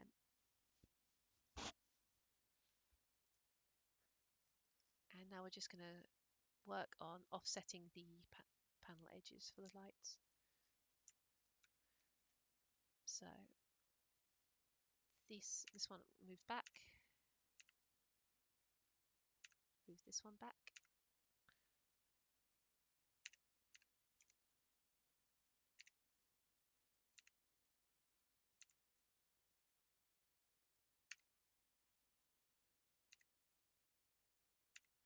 In fact, I might actually up the opacity of the dark one in this case.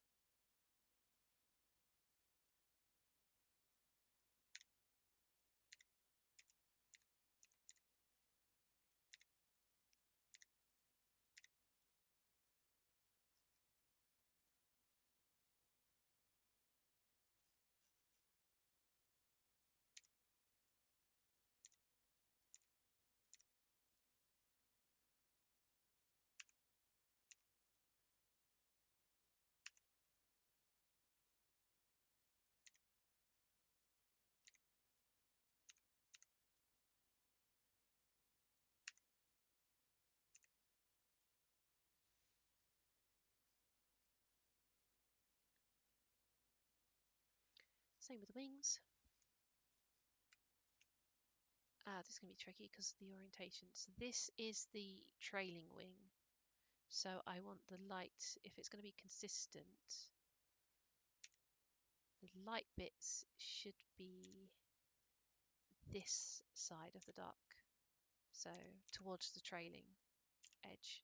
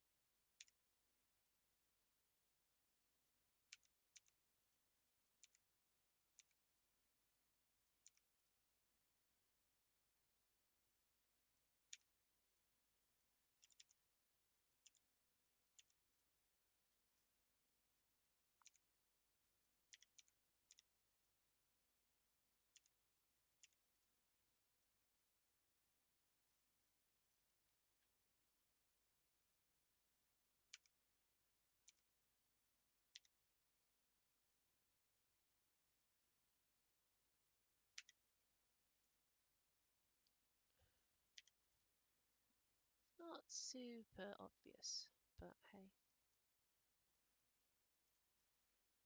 I mean, I know subtle is good sometimes, but I think this is a bit too subtle.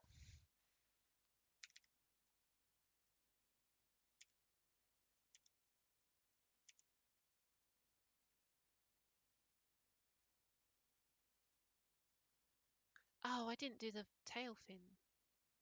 Whoops.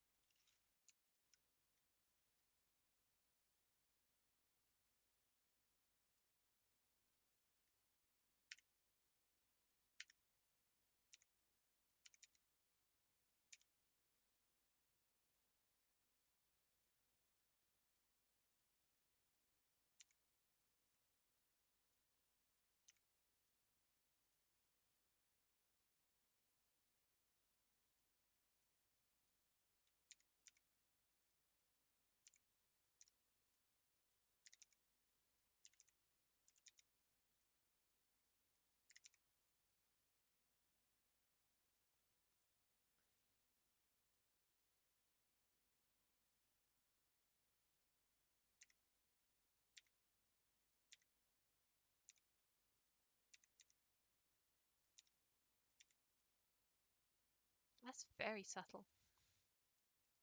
Barely see that at all.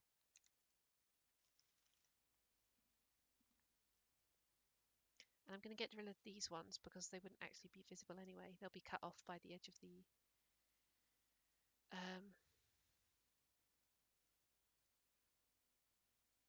UV island. There we go. Yeah, so I'm actually going to increase the opacity a little bit of this because we are working at the top on lighter surfaces. And actually, I might increase the opacity of the dark one as well.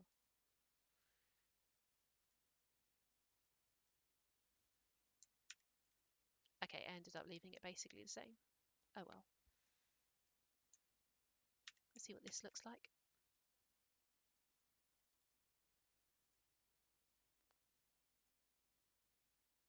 Boop. Yeah, not bad. It obviously needs its sort of material texturing, but the panels themselves are pretty solid, I think. Oh, that's on the wrong side. That should be on the inside here. That one's on the wrong side too, as is that one. Oh, darn it. Wings are wrong.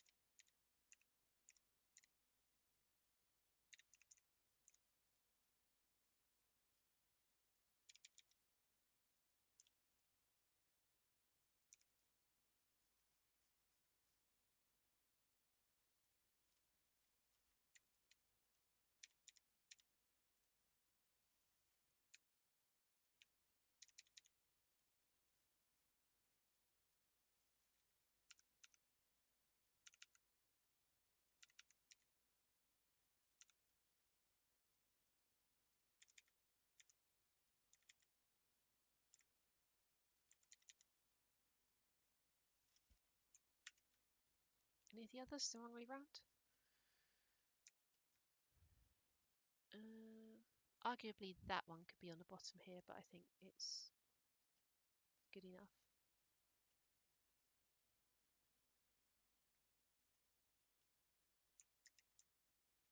Cool, let's give that a save.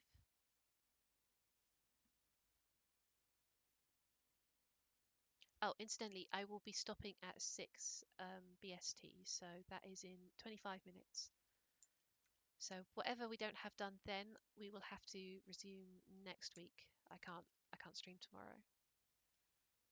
Um, So hopefully if you want to see more of this, I will see you back here next Saturday. But obviously I've still got half an hour to go today. So we'll see what we can do. So I actually need to do some panels on this tail fin.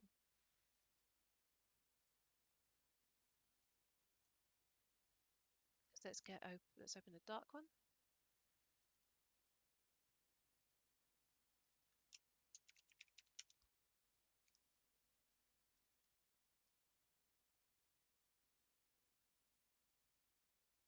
Yeah, it's down here. Right, so this is the top here, and therefore this is also the top, which means that this is the leading edge and that's the trailing edge. So this should have a control surface. So like this.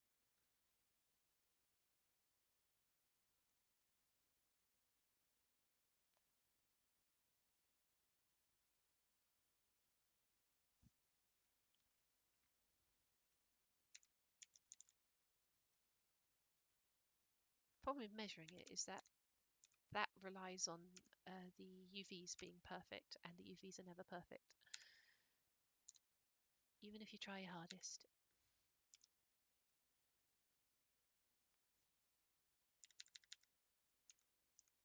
Right, we're gonna have to see if that lines up. So that's the control surface. Let's also put a line here.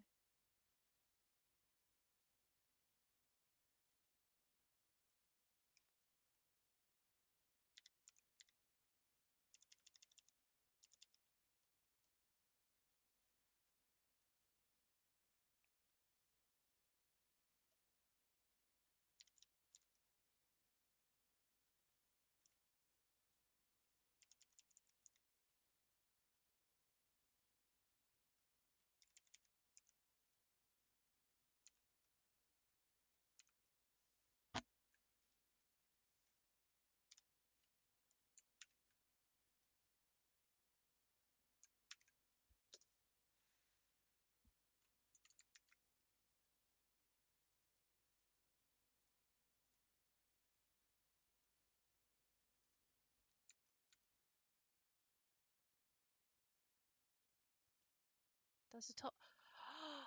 First try! Oh, I'm chuffed about that. Oh my god, first try! Oh, this is the greatest feeling I've ever had. This is, oh, I am a god. I'm not. I'm a okay modeler. Cool. Okay, so let's duplicate the tail folder into the light one.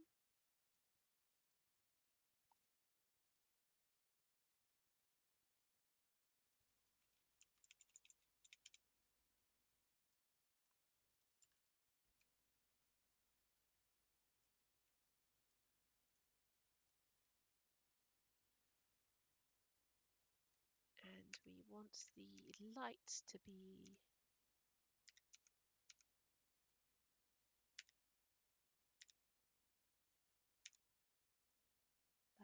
like that. Like that. Wait, hang on. This side.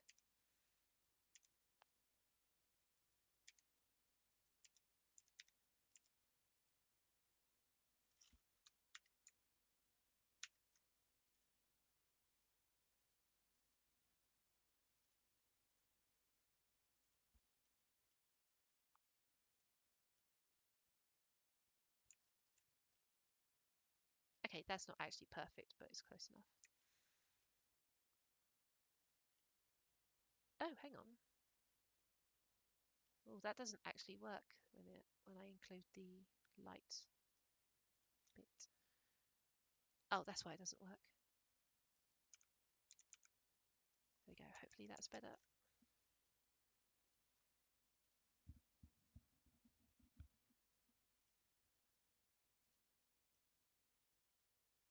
Close enough. Oh no, it can't be close enough because you're going to be looking at that angle.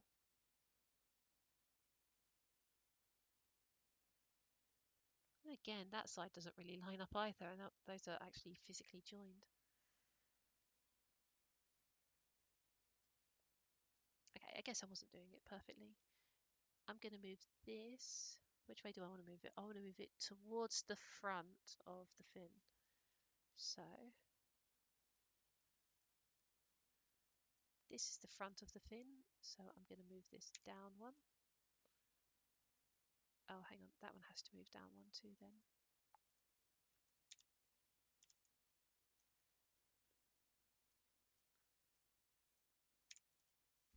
Like that.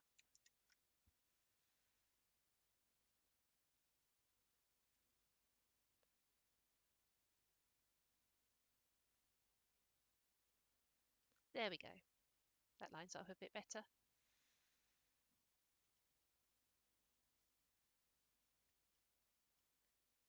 Cool. So with that done, it's basically the same next step as we had with the underside, where I'm just going to be starting to render like the texture of the material, the texture of the panels onto the material in and around the panel edges that I've defined.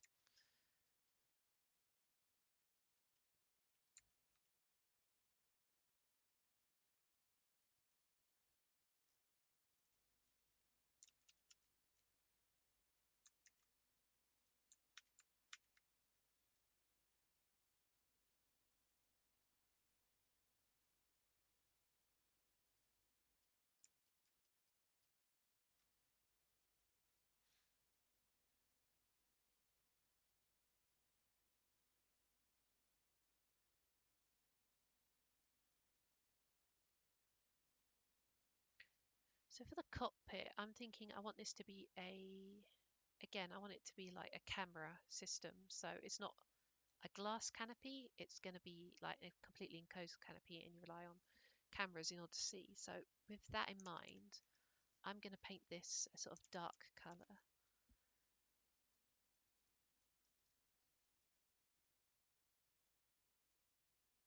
So I'm going to make a group for cockpit. We'll say canopy. I'm going to paint it a dark colour and then I'm going to put some like camera lights on it. So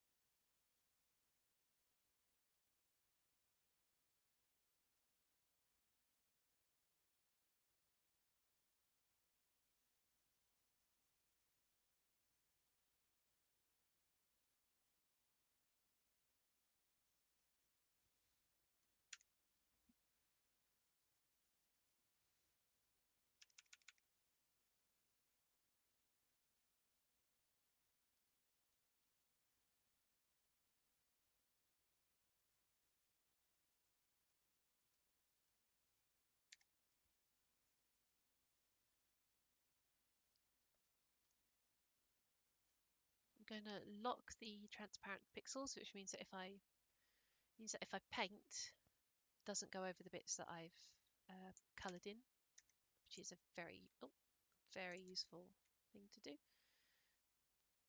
Go back to my chalk brush. I say my chalk brush. Keenan's or Kenan's. I don't know how to pronounce their name, unfortunately. Their tool brush, chalk brush.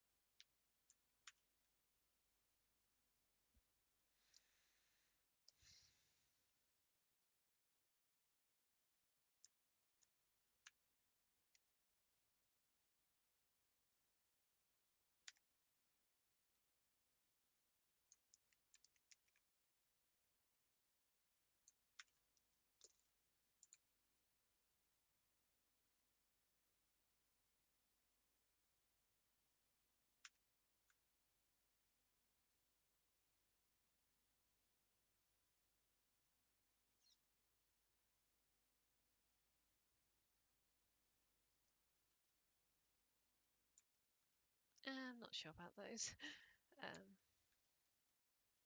For my what was it? Dragonfly.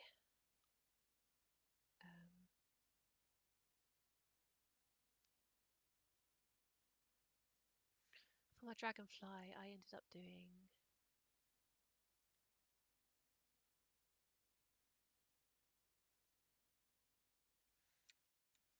little circular cameras like that. Just thought I'd try something a bit different this time, but it's just a sort of a mess. I might need to really emphasize this sort of dark border around each camera, because at the moment it's just sort of bleeding into the sort of glow. Yeah, I'm going to delete those, start again.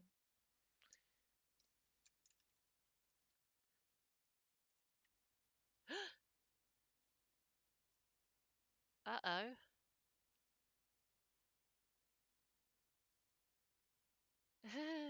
Panic over. Oops, sorry, I bashed my mic.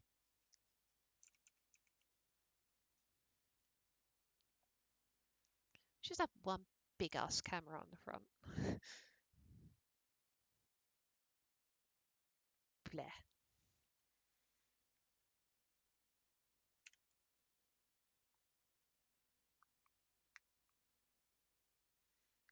Let's make that fill.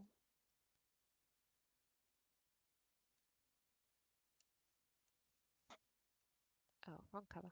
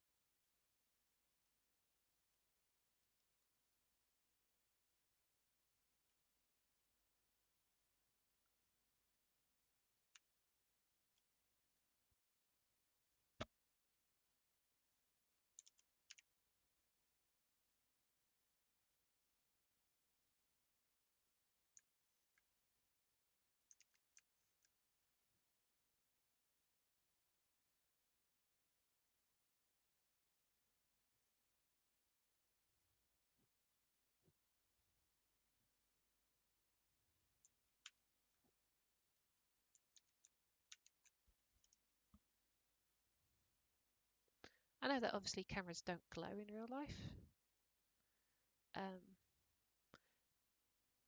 but I have no excuse.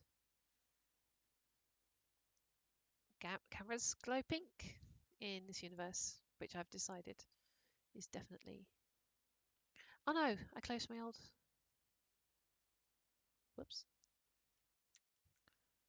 Oh, that looks...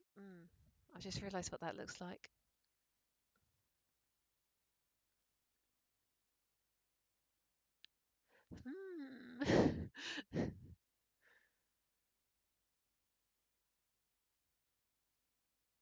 The colour doesn't help, let's be real.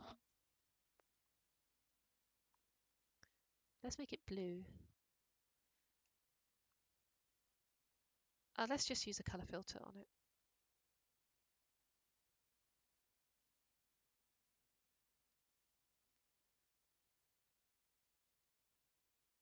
Green, a bright green is quite nice.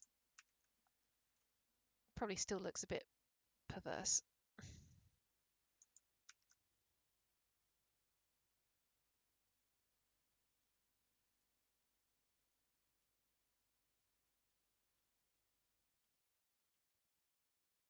I think that's less obvious, but I'll probably end up splitting these into two like two cameras, especially with that warping going on. There's just an unfortunate bit of warp here. I could resolve that by splitting, if I make these as seams, mark seam, just make sure that everything is, so I'm going to do some surgery on my UV maps, just make sure that everything is pinned into place. Then I will unwrap again. Nothing should move. Nothing moved. Good. But now, this bit here, oh, this shape here should not be connected anymore. It's connected. What? Why? But I marked it as seam.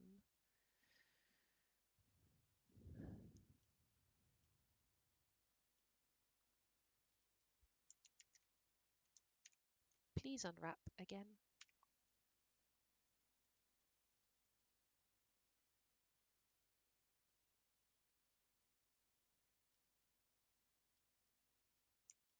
I'm going to have to unpin it then, aren't I? Let's just make sure that I unpin only the vertices that I need unpinned. So that one and that one. So Alt P for unpin. And then let's unwrap it again. There we go. So I should be able to resolve the distortion a bit. Let's actually use the correct textures, shall we? Oops. GY. Oh no, that's still very distorted, look.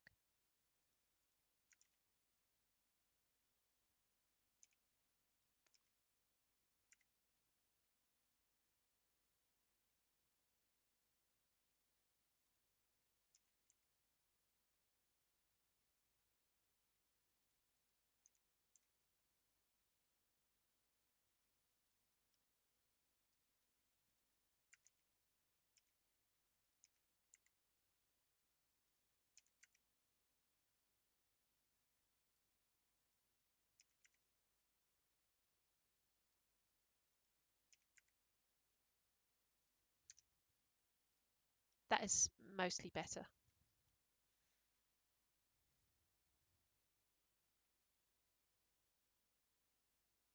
Also, that doesn't help matters, does it? Let's just split this into two cameras.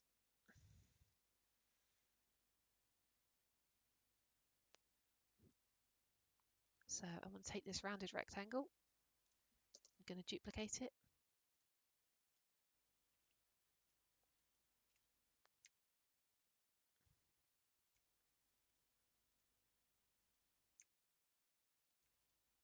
Let's hide that layer.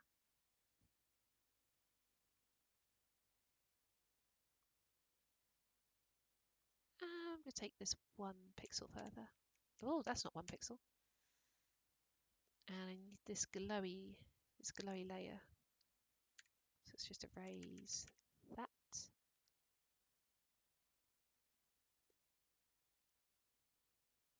Would straightening the line there help? Yeah, but I also wanted it to just, I didn't want it to be just a rectangle. I suppose I could make this whole section here wider. I just thought if it was a rectangle, it would look a bit boring. I want, you know, I want it to be like a puzzle piece that fits into space. But yeah, I have inadvertently made it look a bit rude, to say the least. Let's pick a nice bright green. Oh, oh, the hue is still the hue is still active. Oh, whoops. So I actually want that only on the layer below. There we go. So this layer is still pink, but if I lock transparent pixels, just get a green color. I'll paint over it. There we go. Should be a lighter green. Okay, I'll unlock the pixels and then just go in and touch up this bit.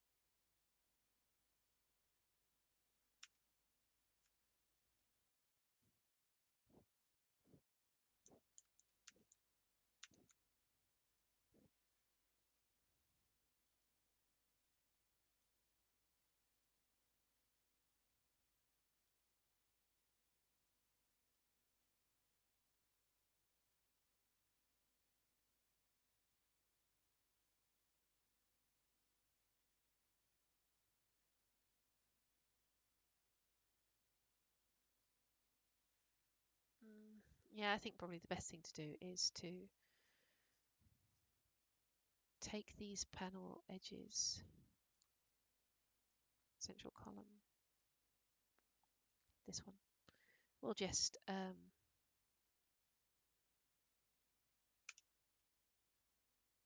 make those go away.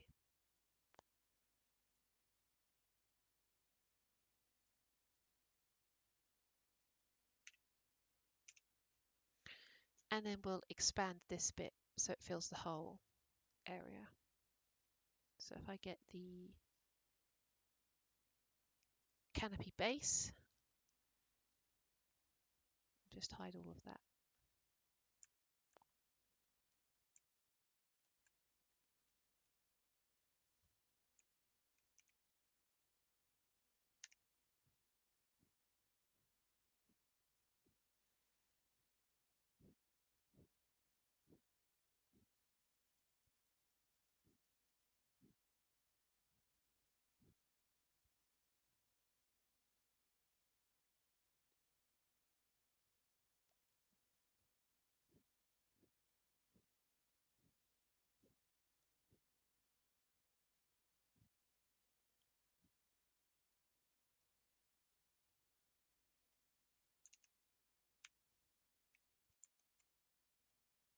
Oh,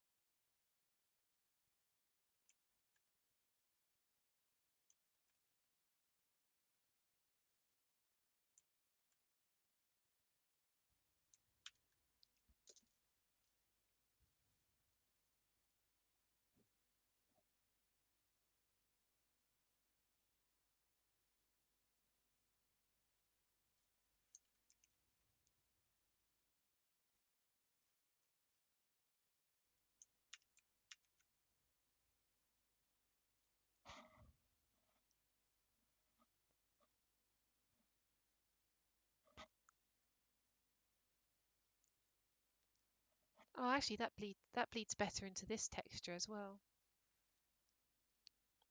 Probably go with that. Or I might just replace this with lots of dots like I did with the other one. We'll see. Anyway, I think we're going to be leaving it off here. It is now 6 o'clock. I've been going 4 hours. I will have to come back. Well, what I'm going to do is I'm going to paint in the week. I will paint like the texture, so this sort of stuff on these panels, so that when I start next week, I've got like a nice textured base to work on, and then I'll go over doing the livery, because you've sort of already seen me painting this sort of stuff here, and it's the same thing up here, just it's on a lighter material. And then like an actual interesting new bit is going to be doing the livery. We're going to be using like gradient maps and overlay channels, stuff like that. And yeah, so that's what I'm going to be hopefully doing next time, and it'll be finished. It'll be finished in the next session, because actually painting the livery and that sort of thing, that is what A, it's the most fun part in my opinion, and B, it's one of the quickest parts. So it'll probably be hopefully a fairly shortish stream next time. I'll also have to go away and do these bits because I didn't do them on stream, but hey, I might record that anyway. I just won't stream it, and then when I upload to YouTube, there'll be like a bonus video of me doing the boring bits. um, yeah, but anyway, thank you very much for joining me today. I hope that some of the stuff that I've shown off has been useful. I was going to wait until I'd done all of the streams before uploading to YouTube, but I think I will actually upload my first 2 streams to YouTube um, today or tomorrow. So you've got them ready, since it's going to be a week till I actually finish this off. Um, yeah, cool. and hopefully I'll see some of you next week. Well, I mean, I say hopefully I'll see. It's really whether you want to see the continuation of this ship. Anyway, have a nice day, everyone. I don't know how to end streams. You can tell that I'm not professional. Bye.